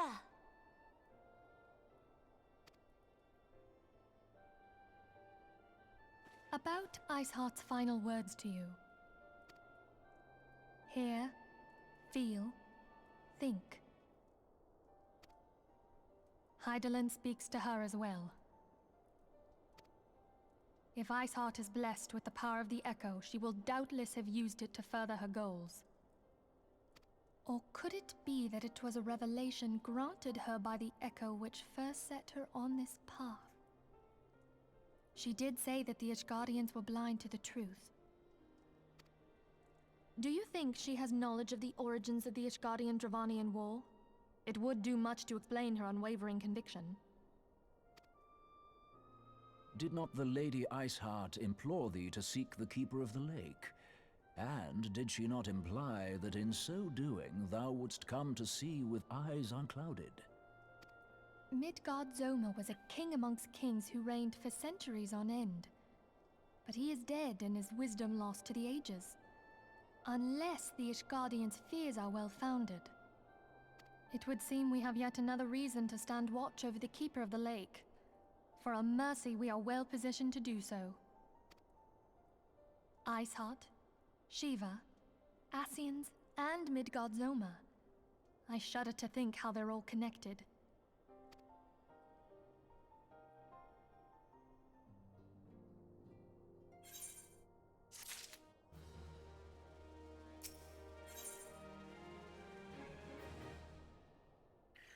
Reason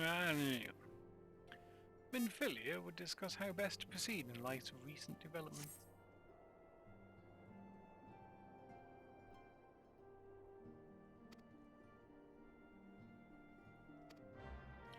Want me to see if aught is amiss?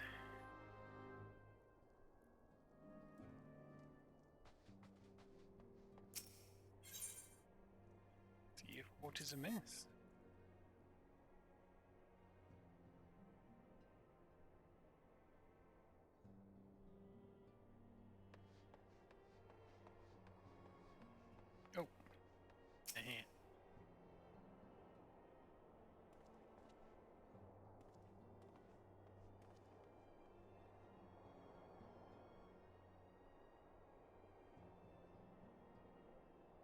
Has escaped.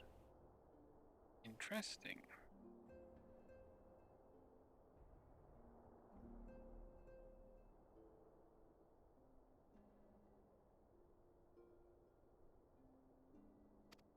It's a cell. Why would it be to a liking?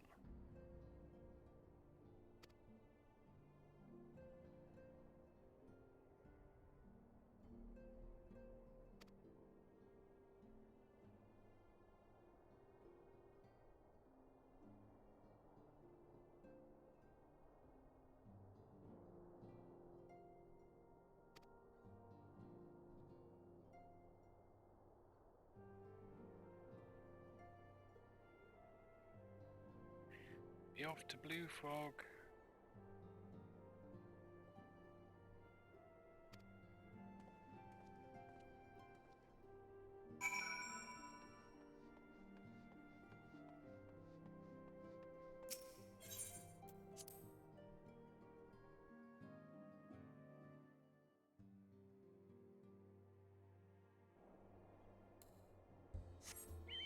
Do do do do do do.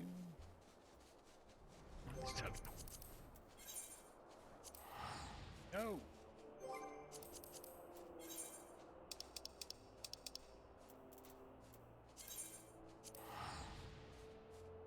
Camp Third Bleh.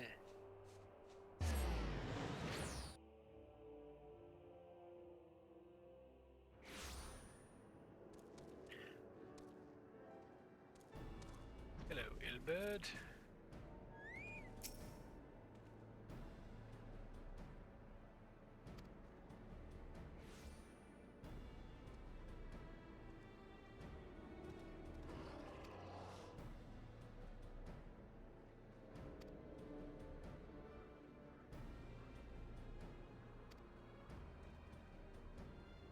Okay.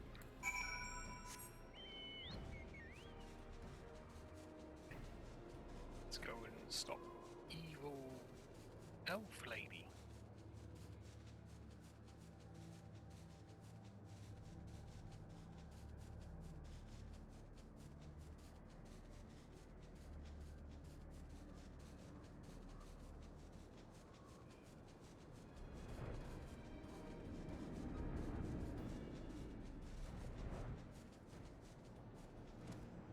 Oh, it's an instant. Let's go and instance this.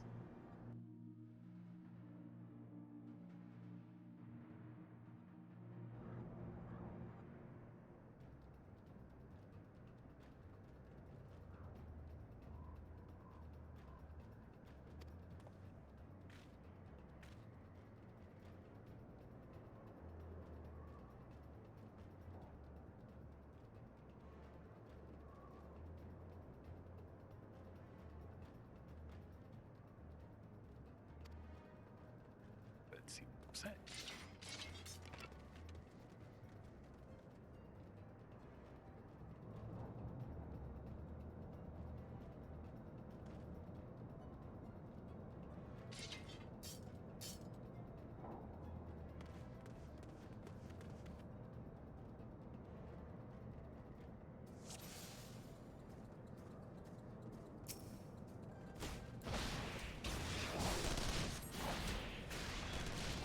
Let's take out the mechanical bits first.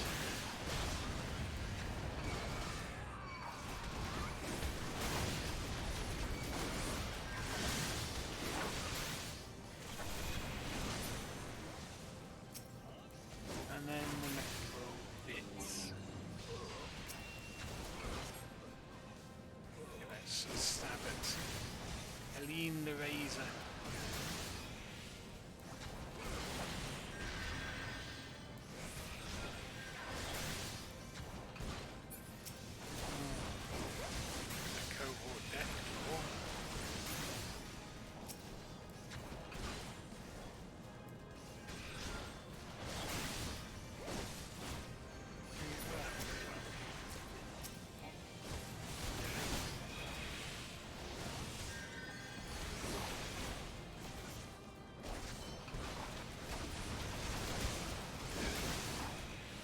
No, let's just focus on the beam.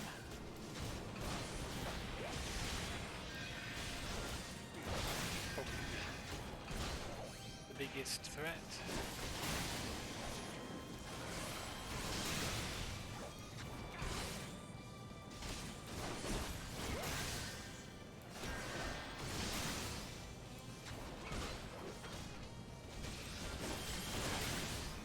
Oh, thank goodness the Lancers.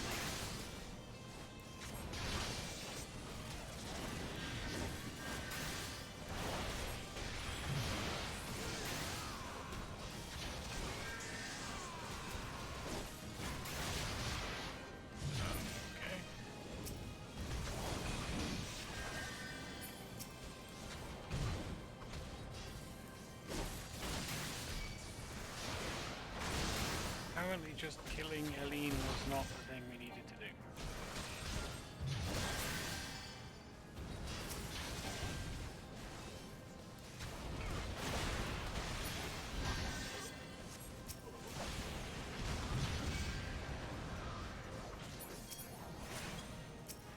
You're trying to catch me.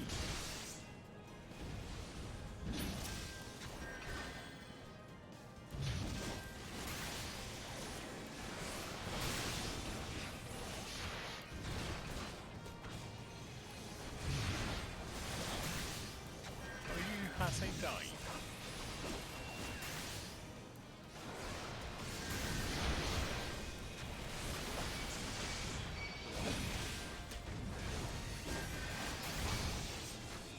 Where more turning on?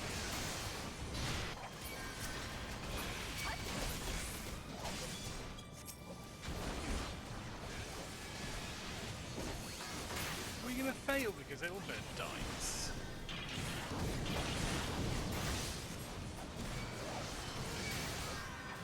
What am I missing here?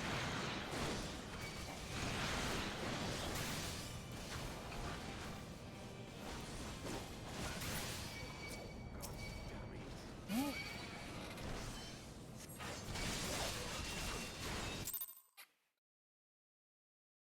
Circle fetters those who wander within it, lure the enemy to it.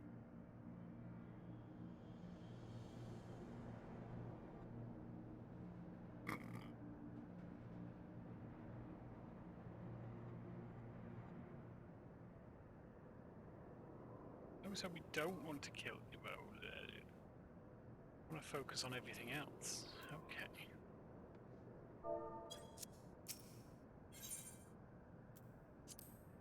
Well, we're not doing it easy.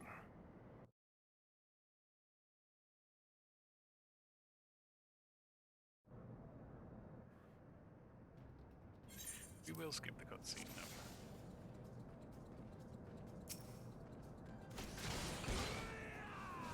Actually, let's focus on this. Medicus first.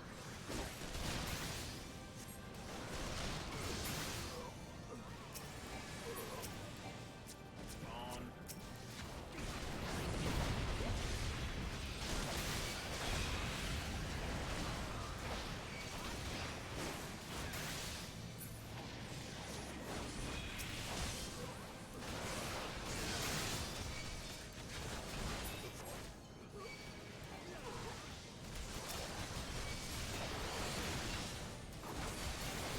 Getting up for this? No, we're...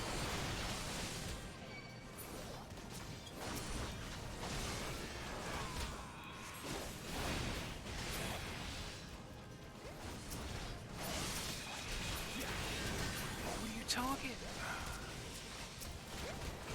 Why are you trying to target?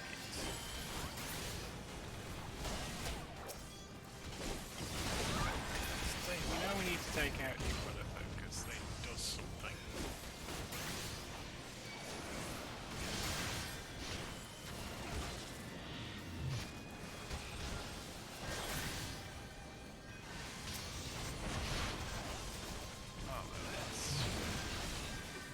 How about it with Doom Spike, because there's a few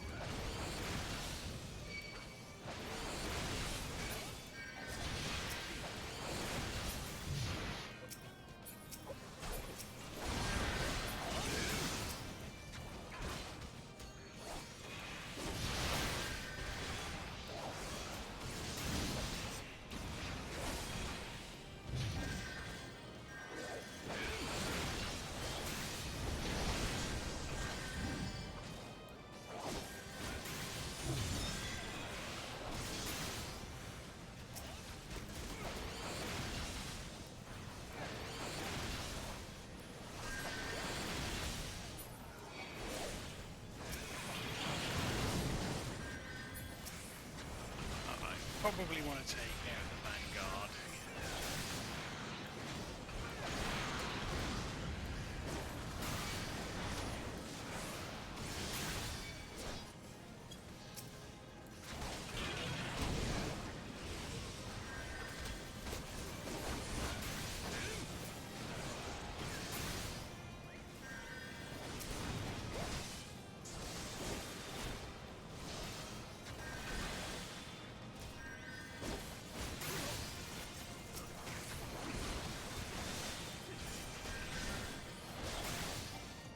Oh, there we go. There we go. Just needed to leave her to Ilbert.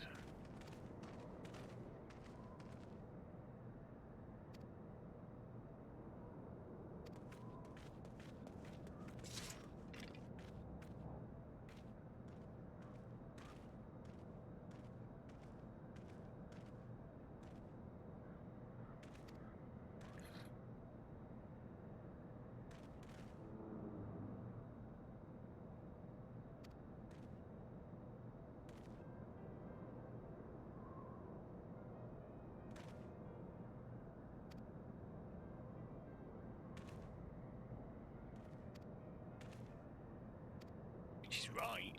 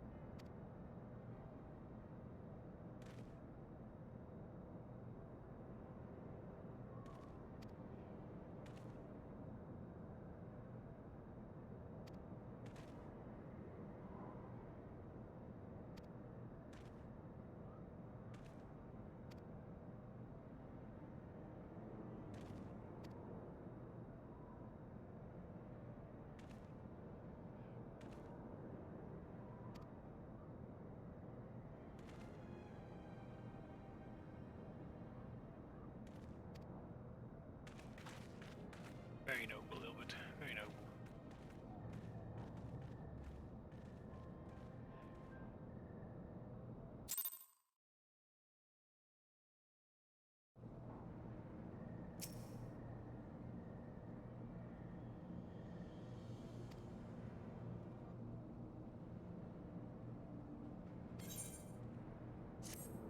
I'm sure we did. Sure we did, Alfred. I have heard. Truly bothersome business. No, I do not foresee a problem on that front. The main concern is Roban. There is no telling what the brute might do. Have the blades watch him in the flames day and night.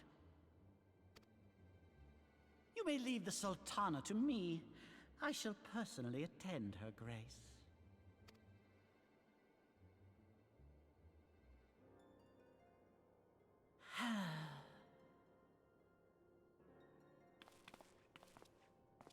Sever one of the East Aldenard trade routes.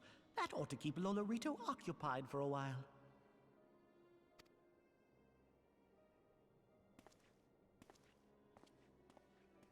Nanamo Ulnamo. For my sake, pray be a good little Sultana to the last. Only he doesn't like sultanas.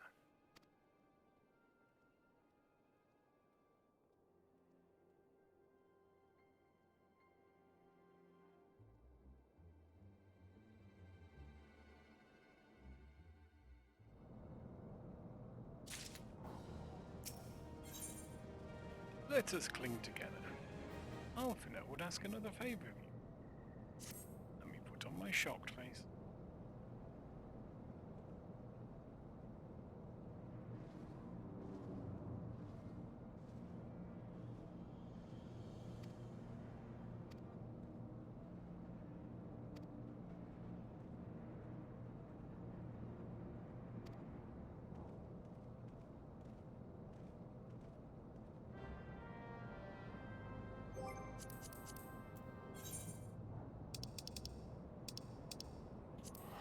Back to Mordona.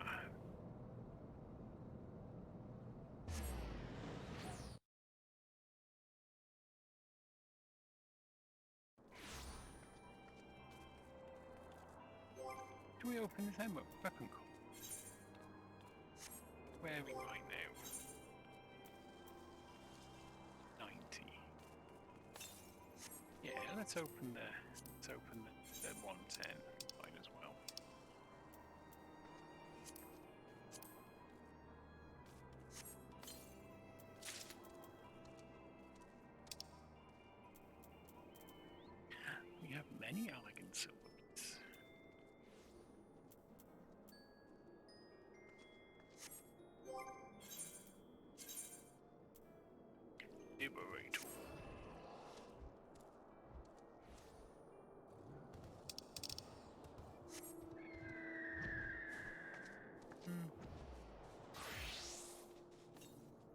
Still liked the trident we had a couple of weapons ago. Do, do.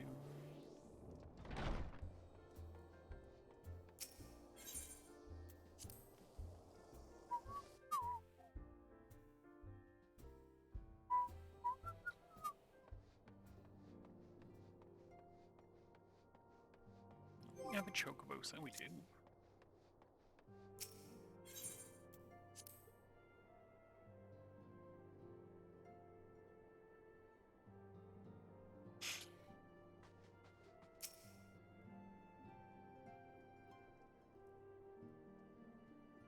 Welcome back, my friend.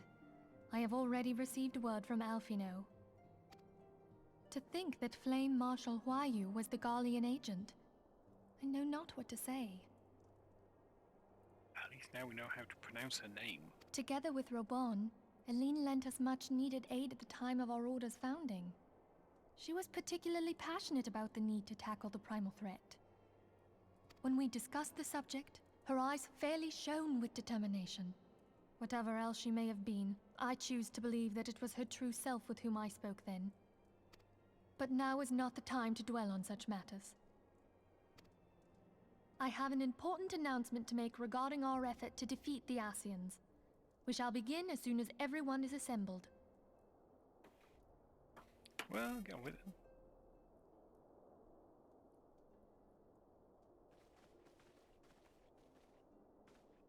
My thanks for coming, friends. Moonbreeder, the floor is yours. By now, I'm sure you're all familiar with white auracite, the miraculous material that'll allow us to capture Asian souls. Back at Snowcloak, we verified its ability to absorb vast amounts of ether. Alas, it leaves something to be desired in the area of stability. The stone can only store ether for a short while before expelling its contents. In addition to auracite's inherent limitations, we must needs be wary of our enemy's strength. Our foe draweth upon an infinite wellspring of power.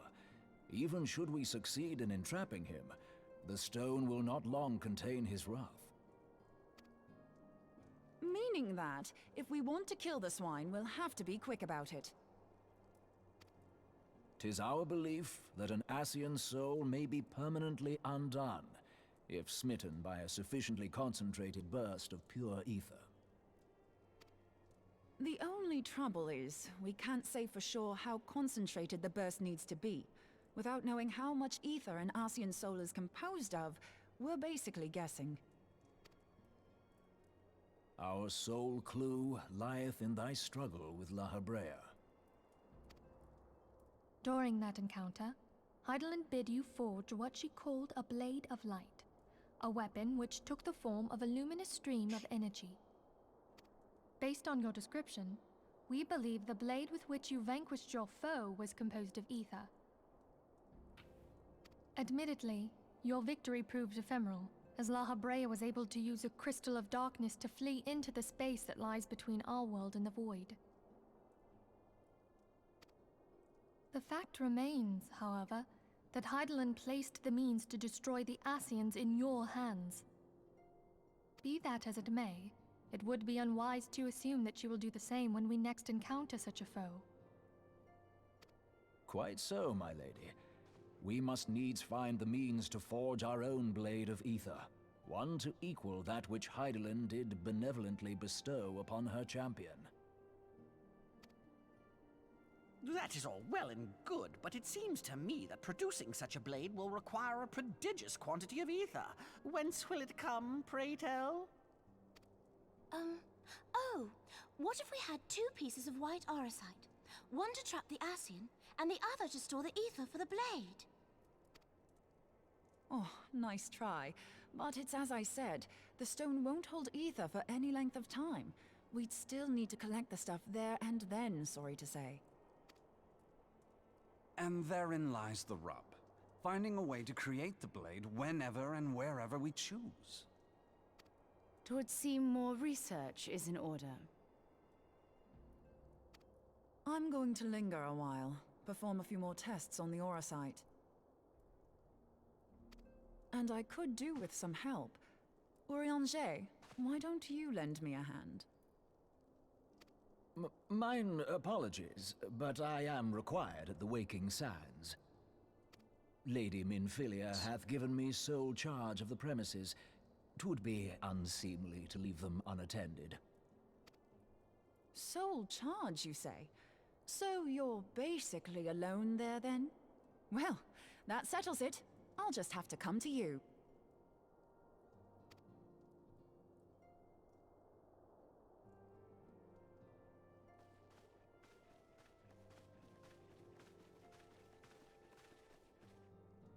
While you were afield, word arrived from the Sharlayan motherland. You will recall that a survey party was dispatched to investigate the incident at the Isle of Vow. What they discovered was troubling, to say the least. According to the report, the Isle has been erased from existence. 'Twas as if a hole had been torn in the very fabric of reality. Aye, yet the mystery endeth not with the Isle's disappearance. It hath come to light that a number of scholars in various other locales were reported missing at a similar juncture. What's more, they all had something in common with the head of the students of Baldessian. Every last one of them was researching a phenomenon called dimensional compression, or the rejoining as the ancient texts call it. I'll be damned if that's a coincidence. All indications suggest Asian involvement. But I sense that a force greater still is at work. The entity the dark beings call the one true God. We must pray that my dear friend Kryl regains consciousness soon. If she bore witness to the Isle of Val's final moments, she may be able to shed some light on this mystery.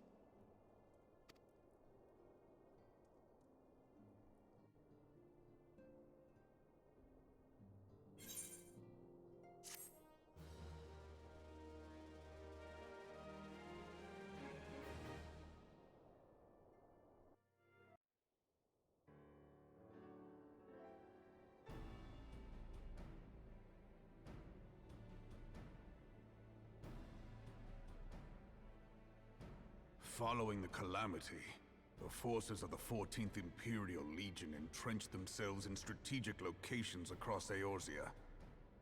So swiftly did they accomplish this, it was suspected that they had received help.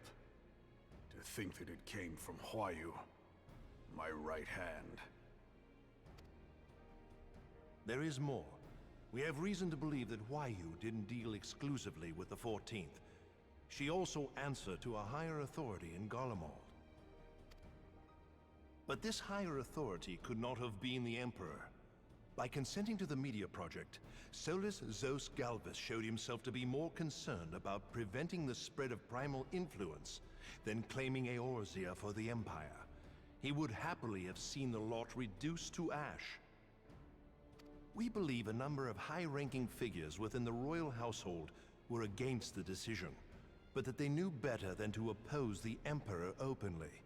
Of course, this didn't prevent them from making clandestine provisions, in which Huayu played a part.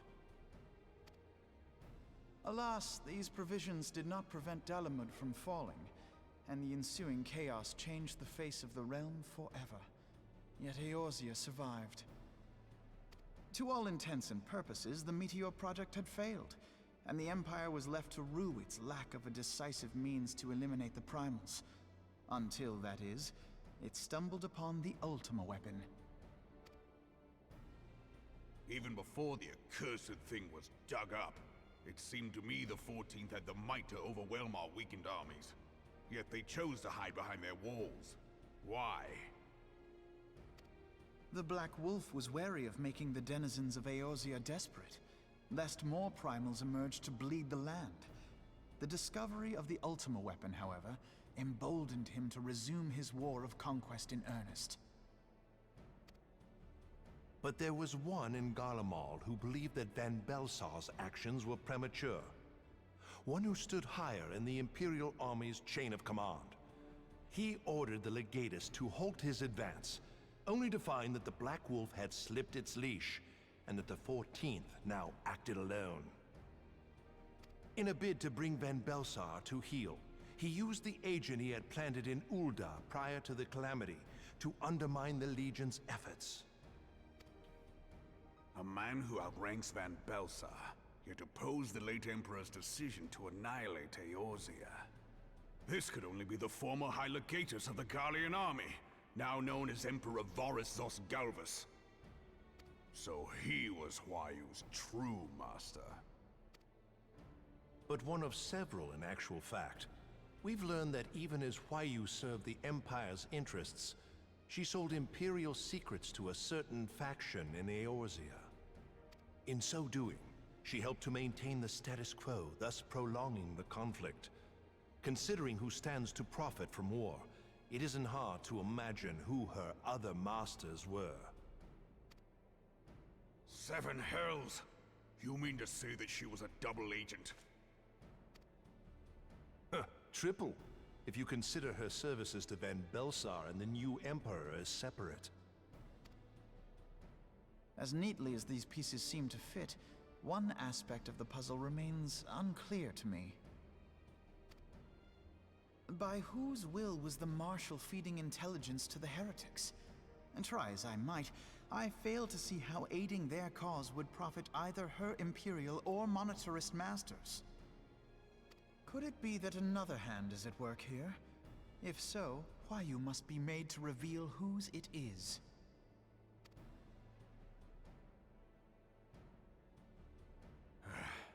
Not only have I lost a trusted friend, now I must interrogate her as a stranger.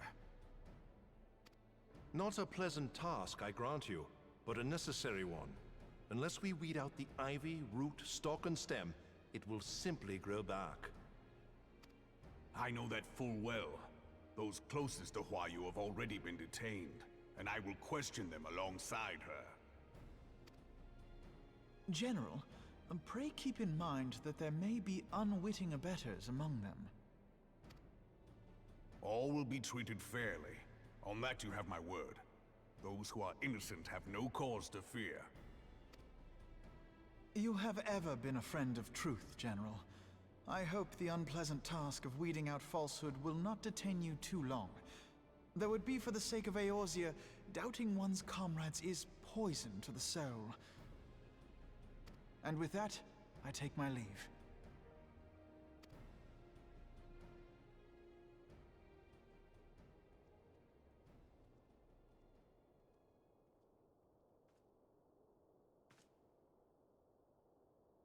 All these years, I've been made to dance to their tune.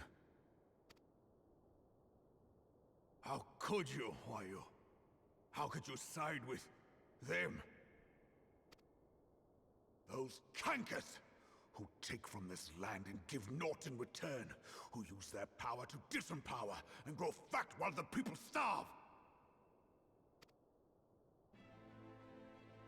I know you can hear me, monetarist scum! Your crimes will not go unpunished! One day I will purge this land of your sickness! Before the eyes of the 12, I swear it!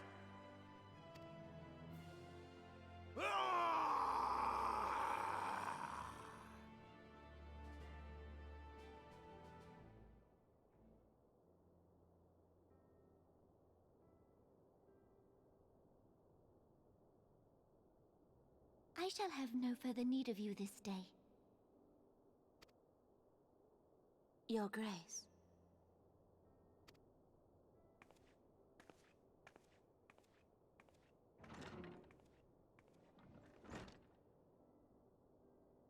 I fear that not even mine own chambers shall remain private for long. Has the situation grown so grim?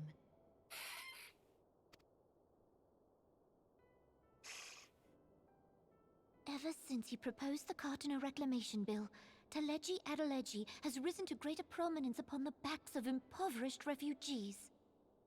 The monetarists were ever united in their pursuit of profit, but the man's actions have torn a rift in their ranks. They snap at each other as rabid dogs. Yet now is not the time to be bickering among ourselves. If this bickering is a threat to law and order, might you not have grounds to dissolve the Syndicate? Would that the solution were so simple, Admiral. Alas, my moving to dissolve the Syndicate is certain to spark outrage among the influential merchant class, whom the Cabal represents. This would serve to exacerbate the current unrest, and peace would slip still further away. Be they rich or poor, natives or refugees, all who reside in Ul'dah have a right to pursue happiness. It is the duty of a ruler to protect this right. If I am to perform my duty, I must needs tread warily. It would not do to make enemies heedlessly.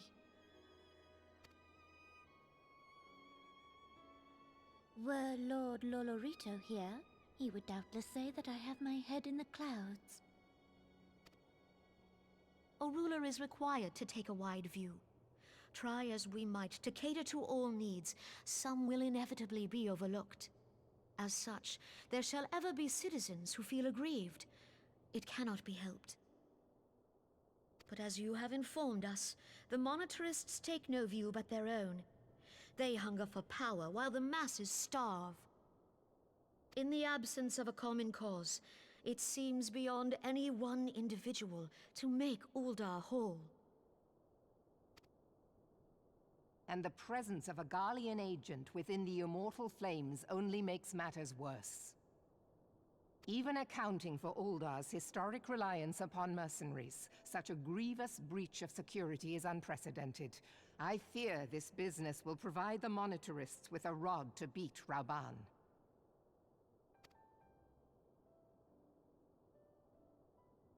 Eorzea can ill afford for the Immortal Flames to be dampened now. Ere long, the Garleans will turn their ravenous gaze toward our lands once more.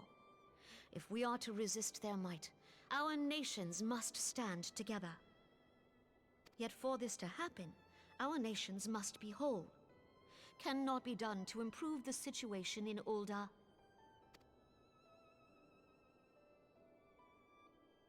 The true wealth of Ul'dah lies in the health, happiness, and hopes of her citizens.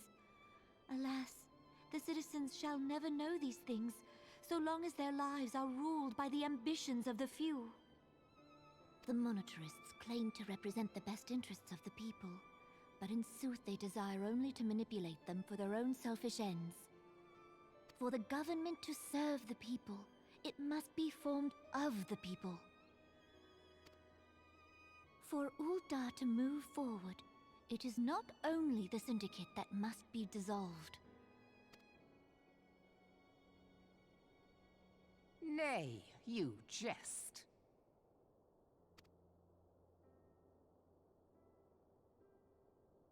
My friends, it was for no other reason than to make known to you mine intent that I requested your presence here. When I make my declaration to the people, chaos shall inevitably ensue. As the last monarch in the line of Ul, I make unto you this request. Help Rauban to preserve order and protect the people. Forsake them, and you forsake yourselves. For a strong Eorzea will ever have need of a strong Ul'dah.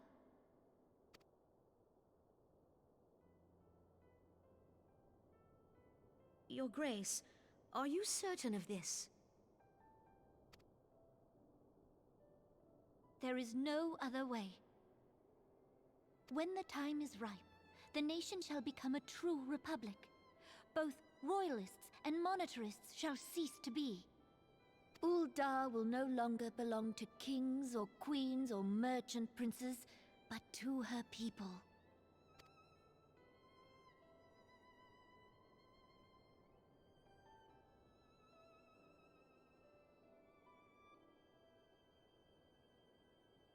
Rauban, forgive me for casting aside all that you have toiled for in my name. Beyond this gesture, I am powerless to help my subjects.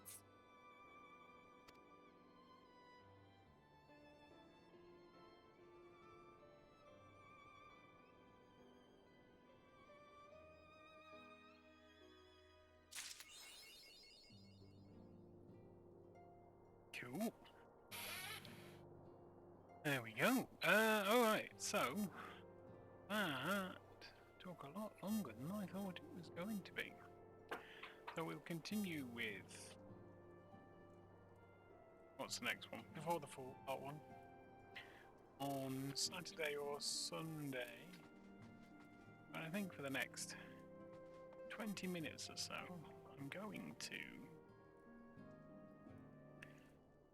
do some quests to join all the guilds. Disciple of the Hand and Man. Good reason. Give something to do when waiting for those really long queues. I think it'd be quite cool to race them all at the same time. So quite complicated, but we'll give it a go.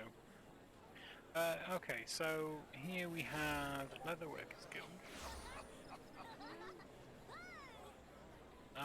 Which I think we've joined? Yes. We have the Carpenters Guild. We have the Botanists Guild.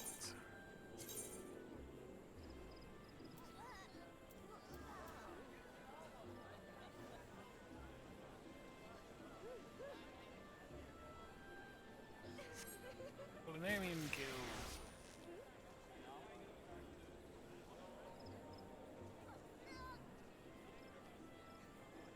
Fisherman's Guild. Let's go to Limsa.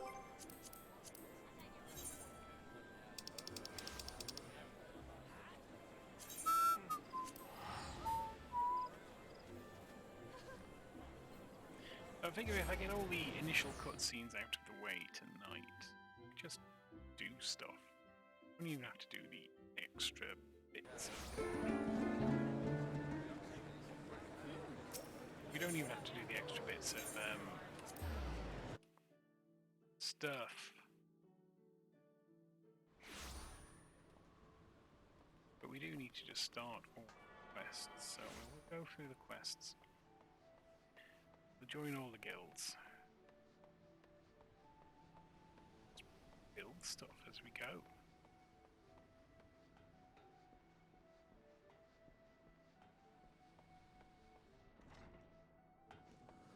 Alright, so I need to character cancel. So many spears. Some of them same.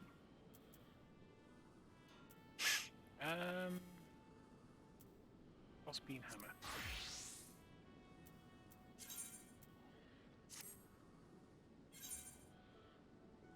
Ooh, no, don't do that.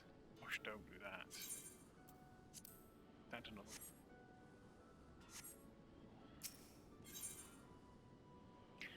My first crossbeam hammer. Forge Master Bethale wishes to see how well you can handle your new hammer. Okay.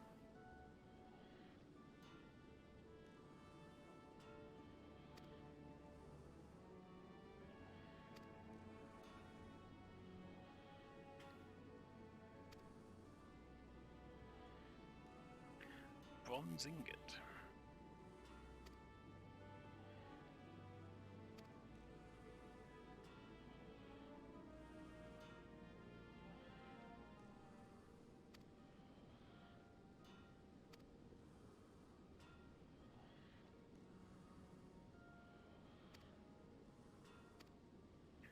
Sure.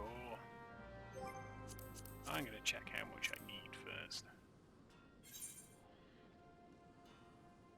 2 copper, 1 tin, and he wants one of them.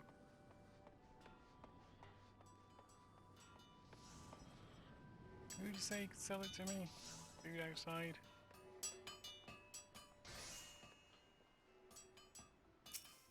Midhamer?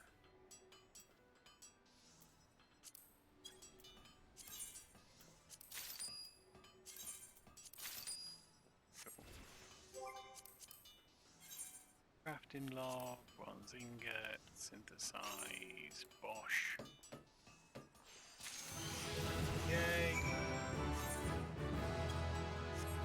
That's a good start.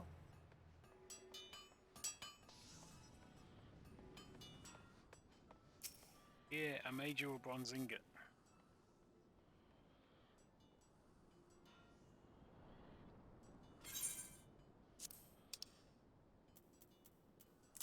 There you go, bronze ingot.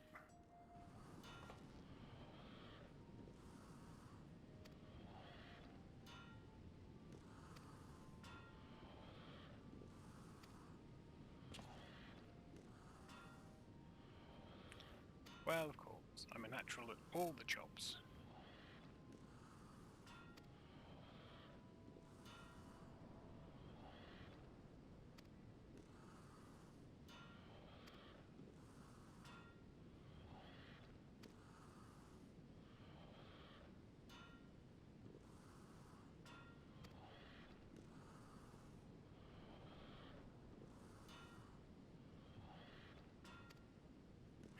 Okay.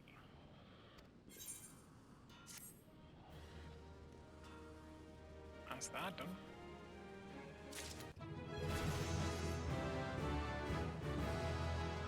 Right, let's go and talk to other guild receptionists and join the Armourers Guild.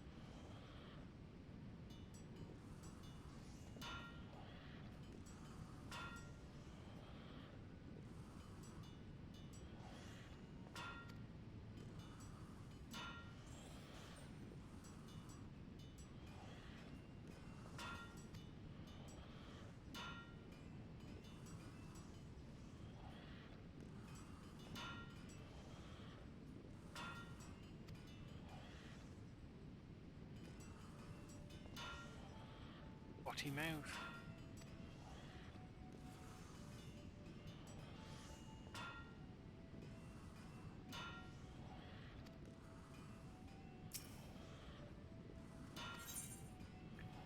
I'm not sure. Did I always say I was?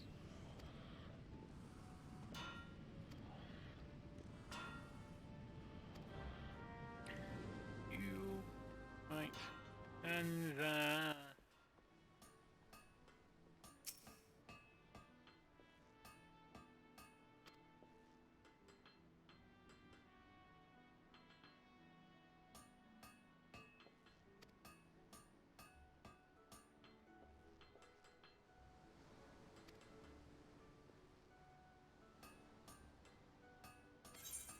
sure, why not? Right, I have no fear of hard work.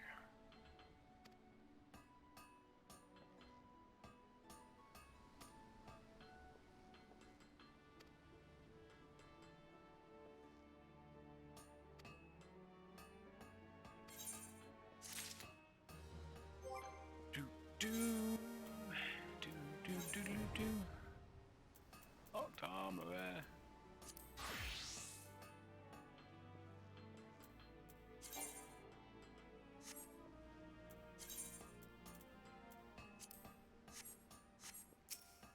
What are you gonna have me make?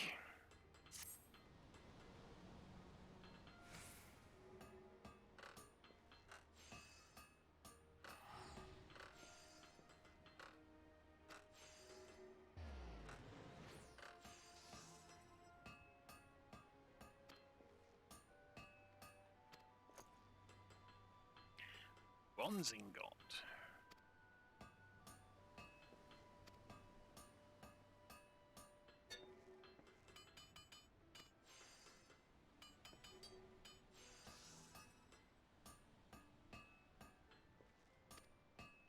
I've just done this.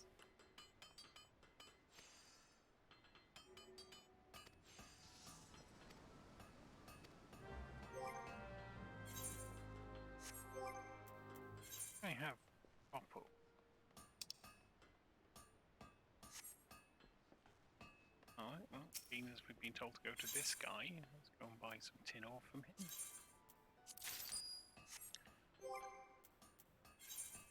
No, that's not what I want to do. Gather crafting log.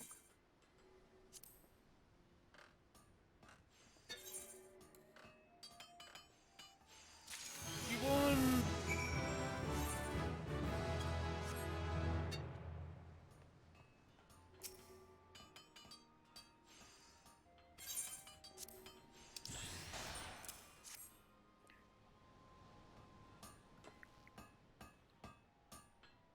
It's like a cake.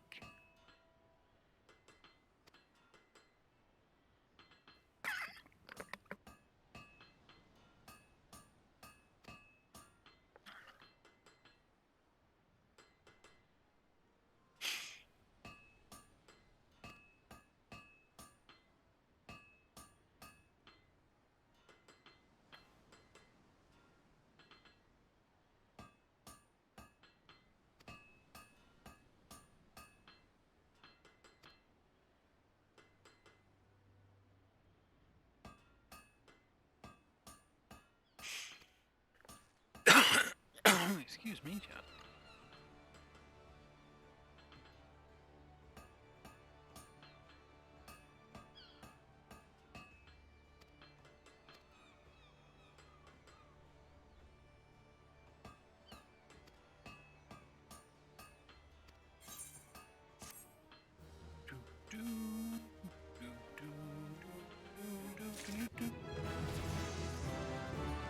Okay. So let's go to the Culinarians Guild and start with culinarianing.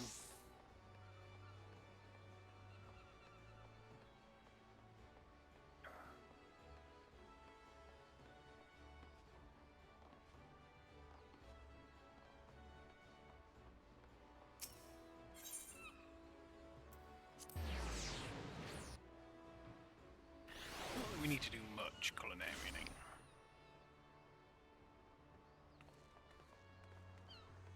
No, we'll do this. We'll join the Fisherman's Guild and then we'll call it a stream. I think we can join the other guilds next time.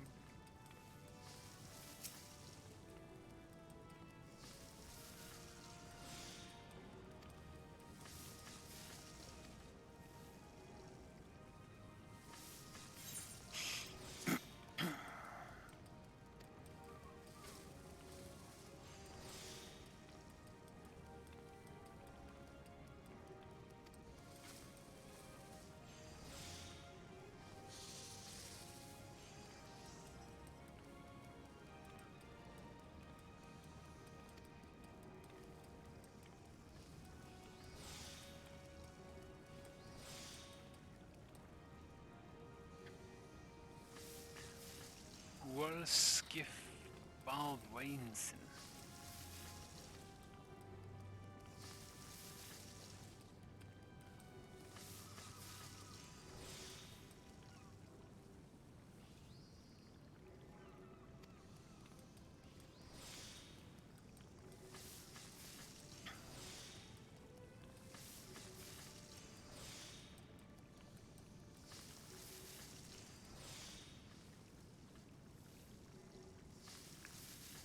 Willies.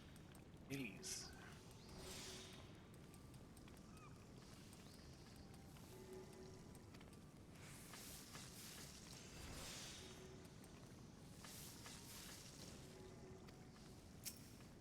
Well, I wouldn't be here if I wasn't.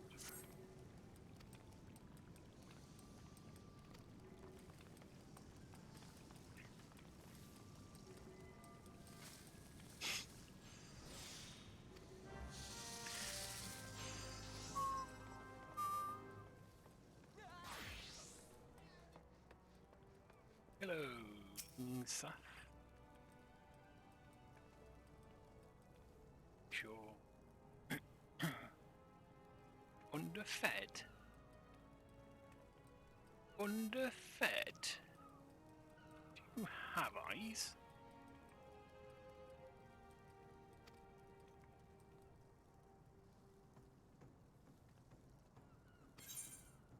Sure.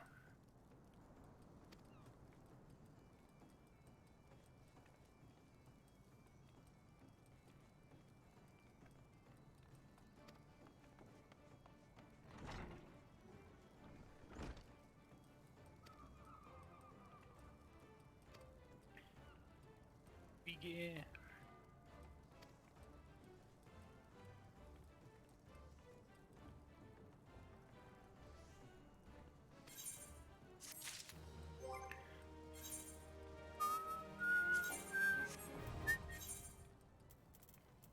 Bit of a pan.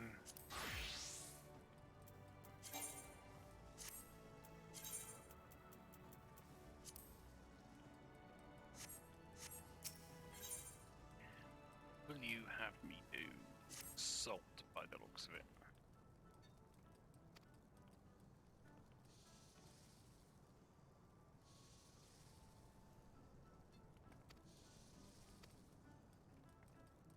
Oh, maple syrup. Using my skillet. Maple sap.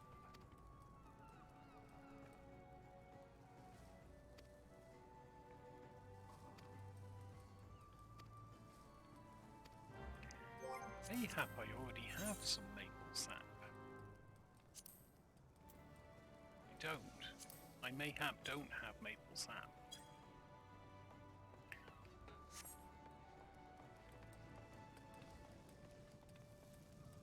No. Field supplier. No.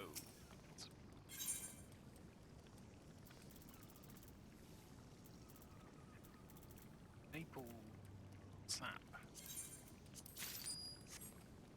It's costing me a fortune, chat.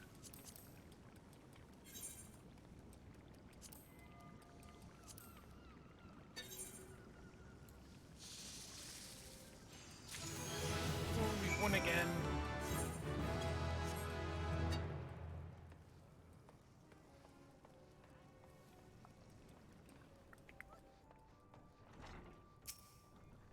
Yeah, I made you some maple sap.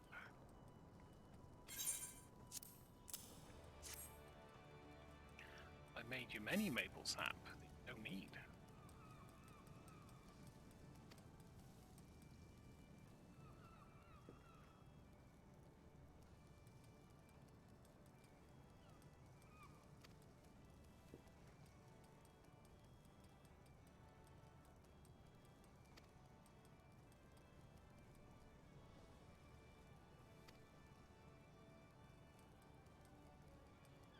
Hidden complexities.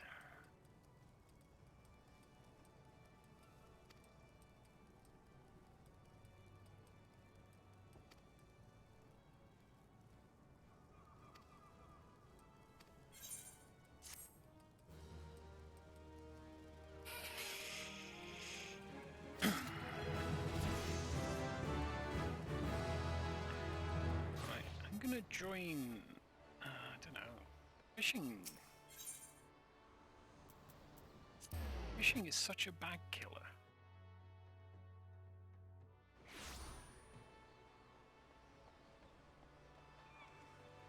I suppose I can join, I don't have to do anything else other than join. Well, a well-wishing welcome. Oh.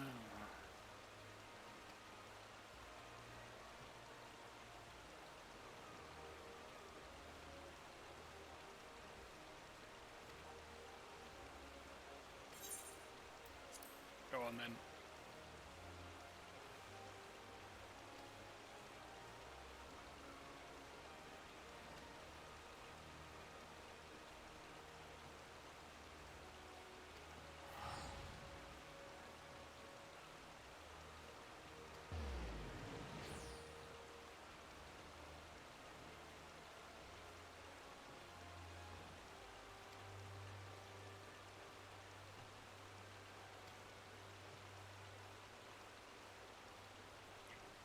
May not necessarily net the numbers net fishing it. Oh, okay.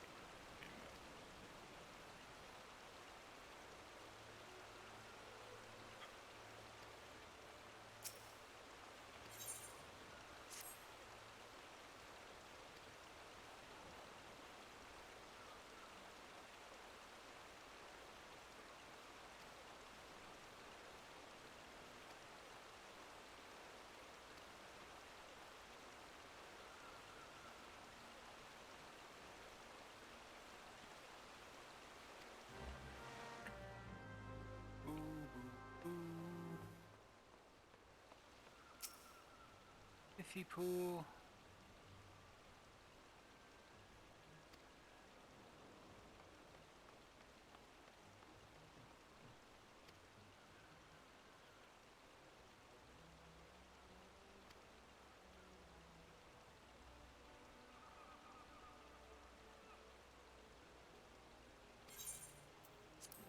For show.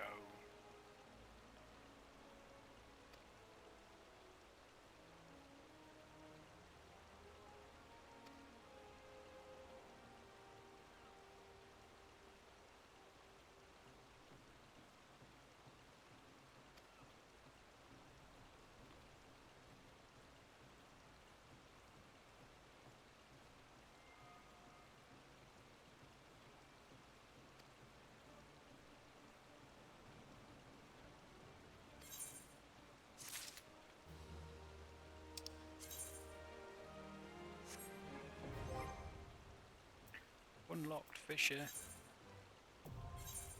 And I've got a fishing log. Gosh, my life is complete now. I've got a red coat. Peace.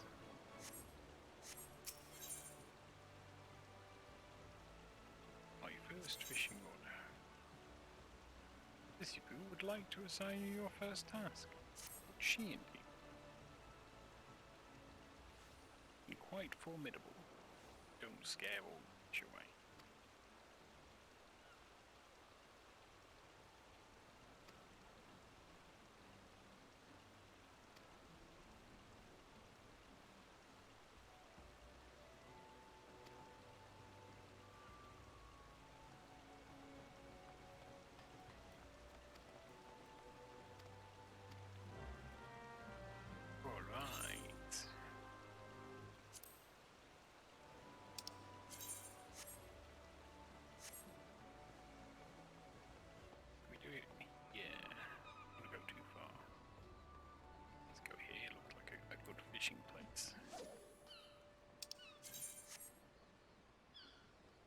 Turn that on so I can see when it's bouncing around.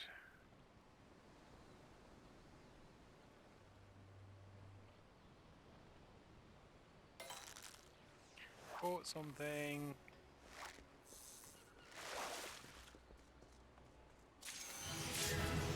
Oh. Not what I wanted.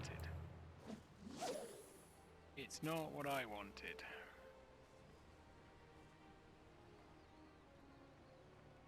Fishing's annoying. Everything else, you just go and grab it. Fishing, no. Here, catch 18 different things. You get the one you want. Not even sure you can catch anchovies in this bit. Doesn't say.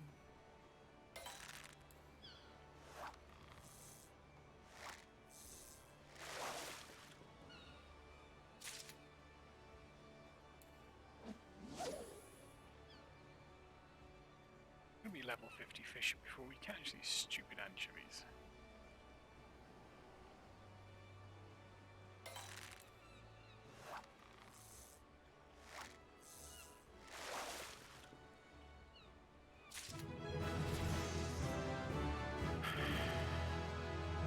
Alright, fine. Can we catch it here? A fishing log.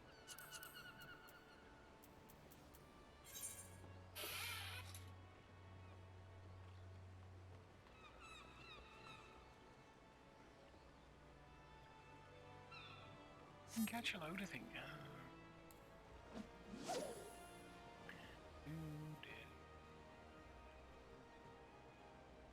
We'll try this one. I'll go over there and try over there. I don't think it'll make any difference whatsoever.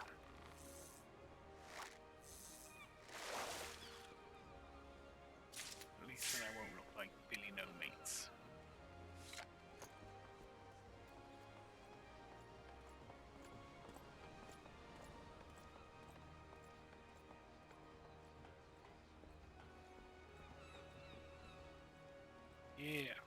fish with you guys.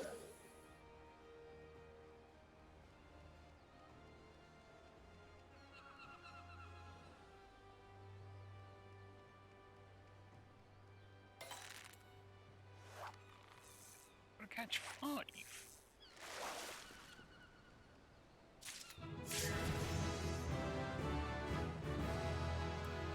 Turns out this is where we needed to be to catch them.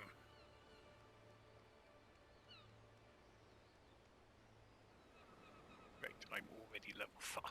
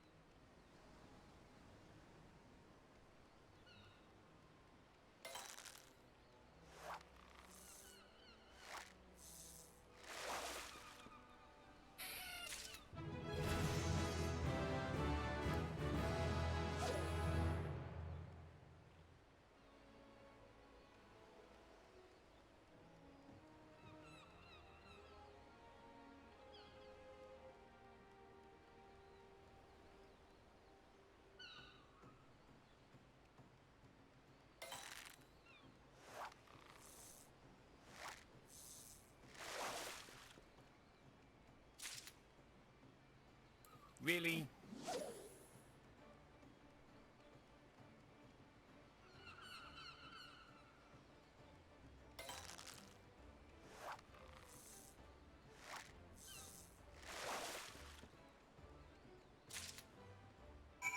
Thank goodness for that.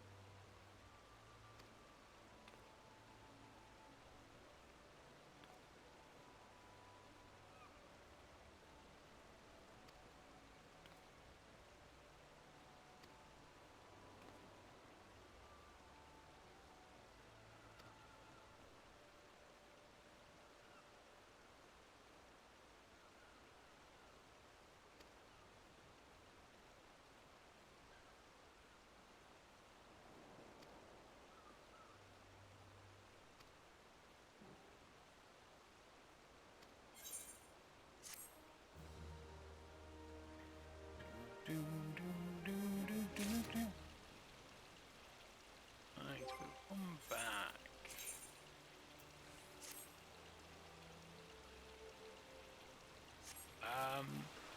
Back here to do the later ones later. Let's travel to Uldar. Travel to Uldar, where we pick up the alchemist, the goldsmith, and weaving and mining. Mining here as well. Start of the goldsmith skill. Boom, boom, boom, boom.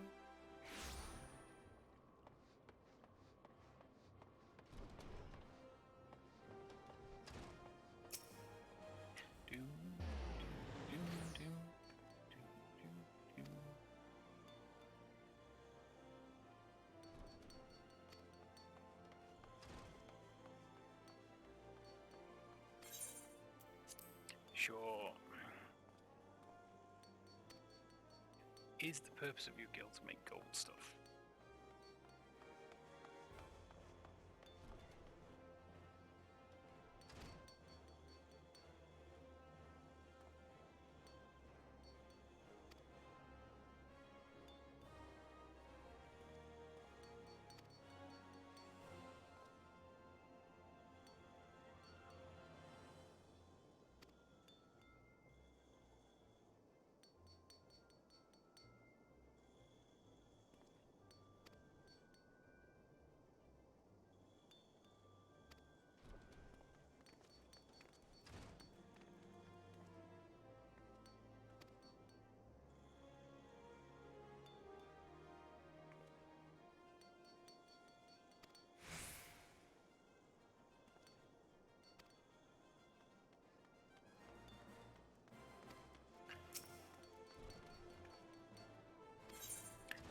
Yes. Yes. Do, do, do.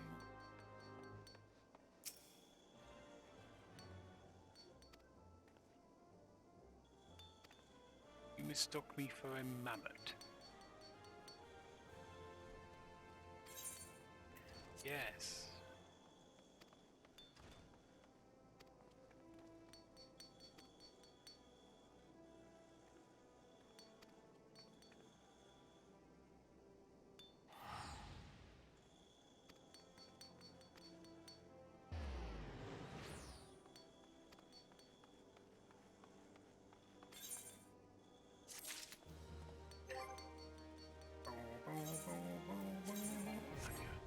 Stop doing that.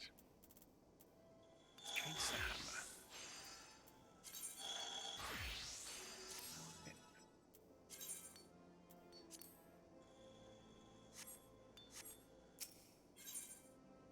You're gonna have me make a copper ingot, because I can make a copper ingot.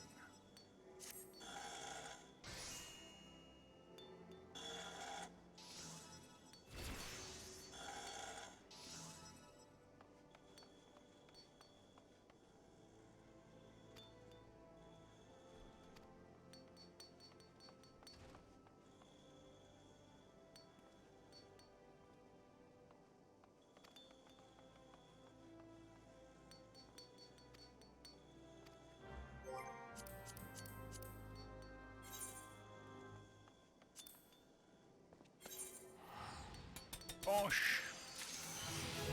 We winning it? Good at this.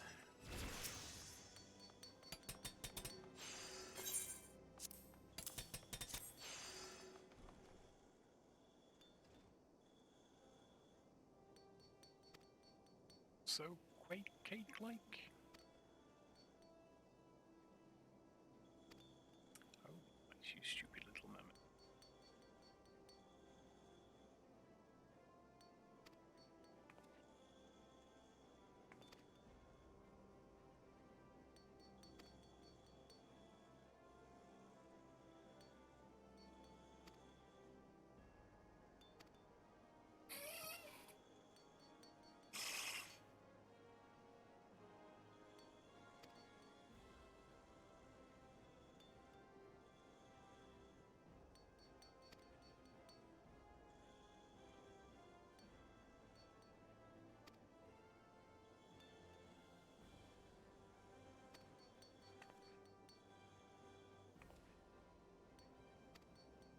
Yes, look at me cake.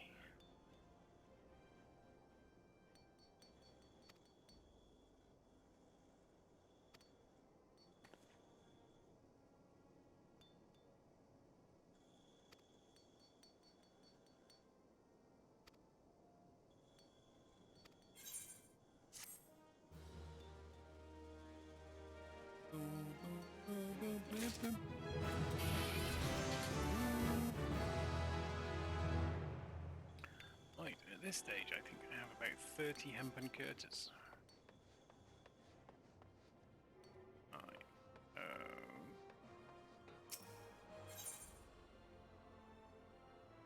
Weaver's Guild.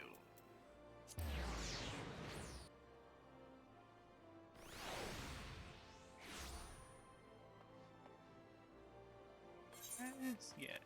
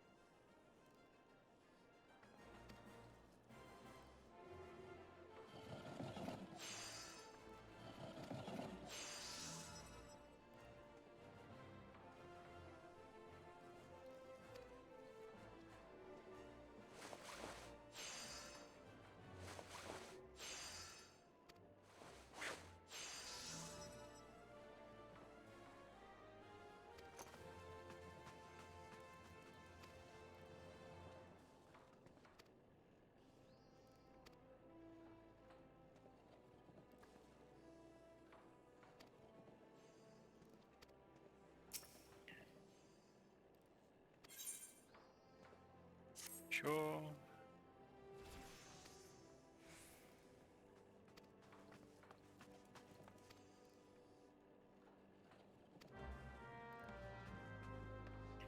Good to hear.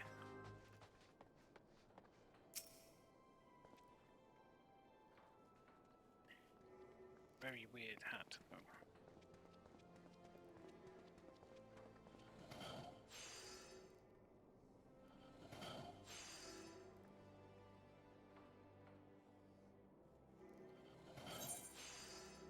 Sure, why not?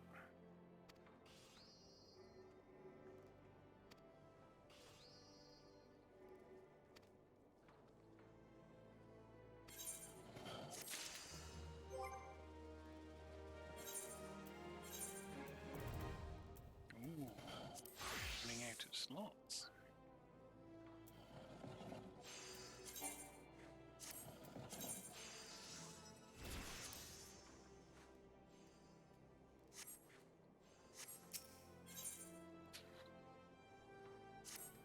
Task.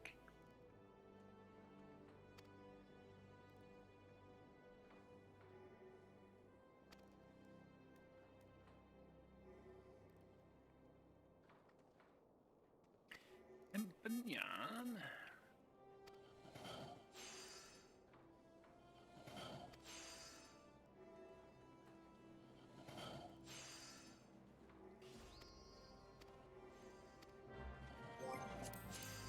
I'll check, but I don't think I'll have any Moko grass. Buy 2 Moko grasses.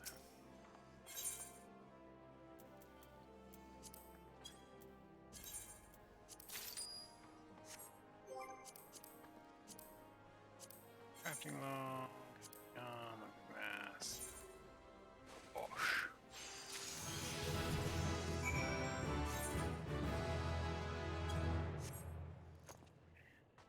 Cool. Do.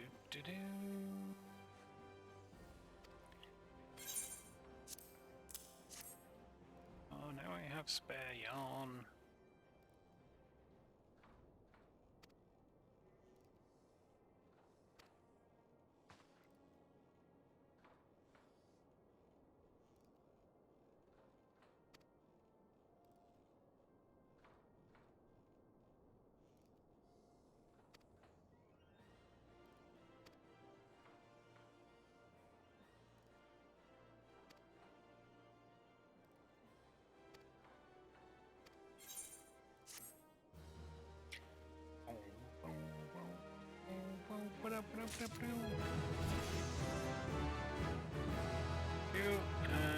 Alchemist skill.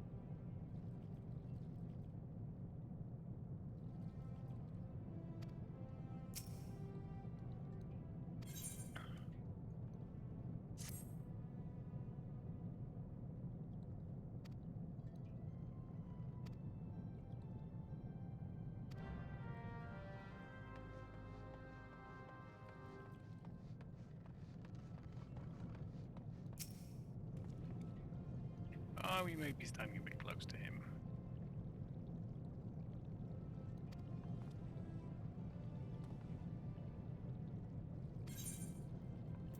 Yes.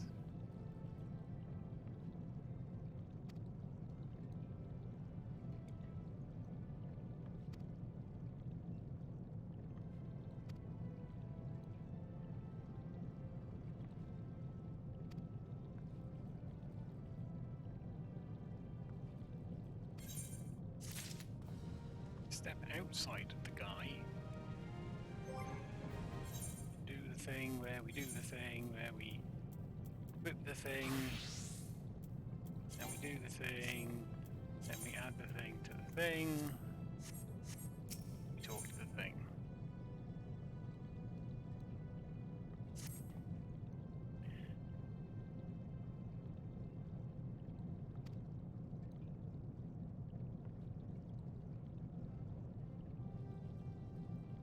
Bottle of distilled water.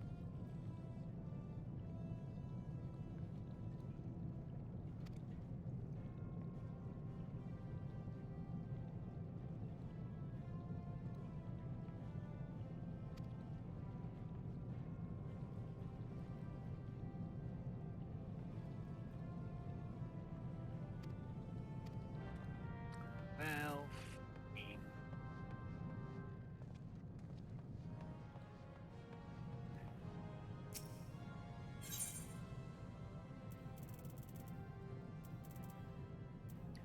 muddy water. That was expensive.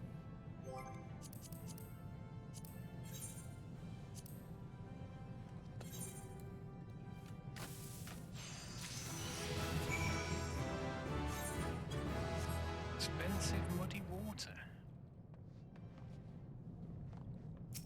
I've got your water.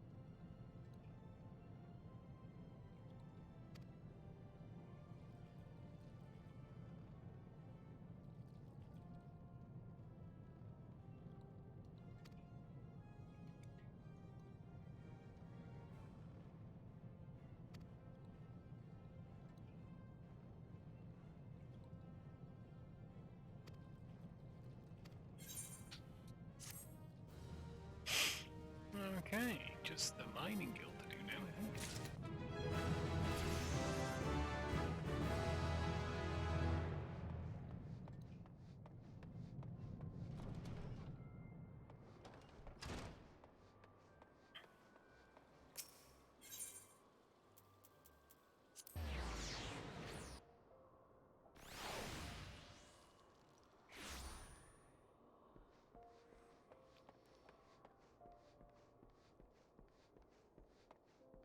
Hopefully he'll want copper ore.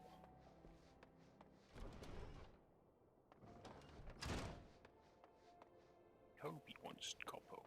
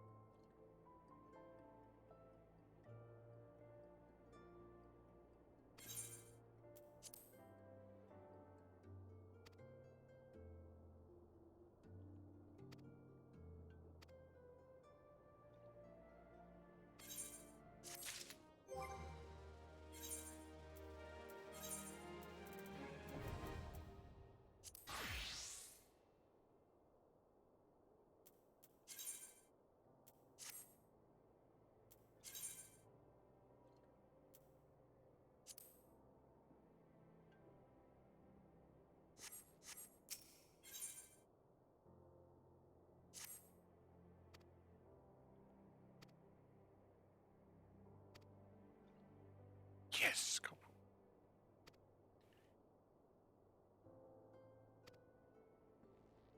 Outside of the city at all.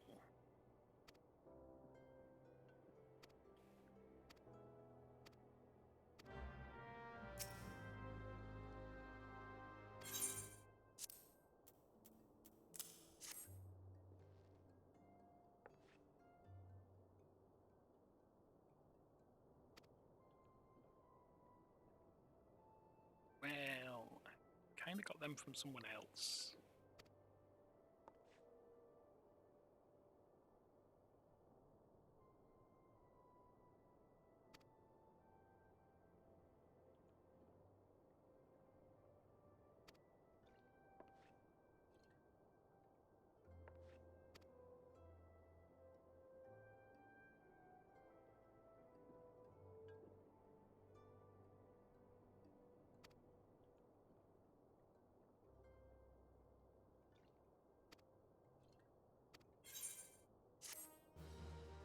Ooh, I feel like such a cheat.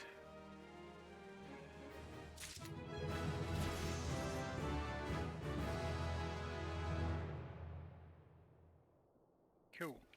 So, just double check stuff. Yep, we have everything started. Cool. Right, so I'm going to go and find somewhere to park. Turn to Ordona. What this means,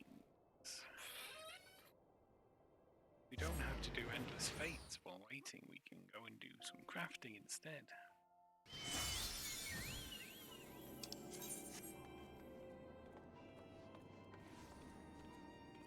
Where are we going over here?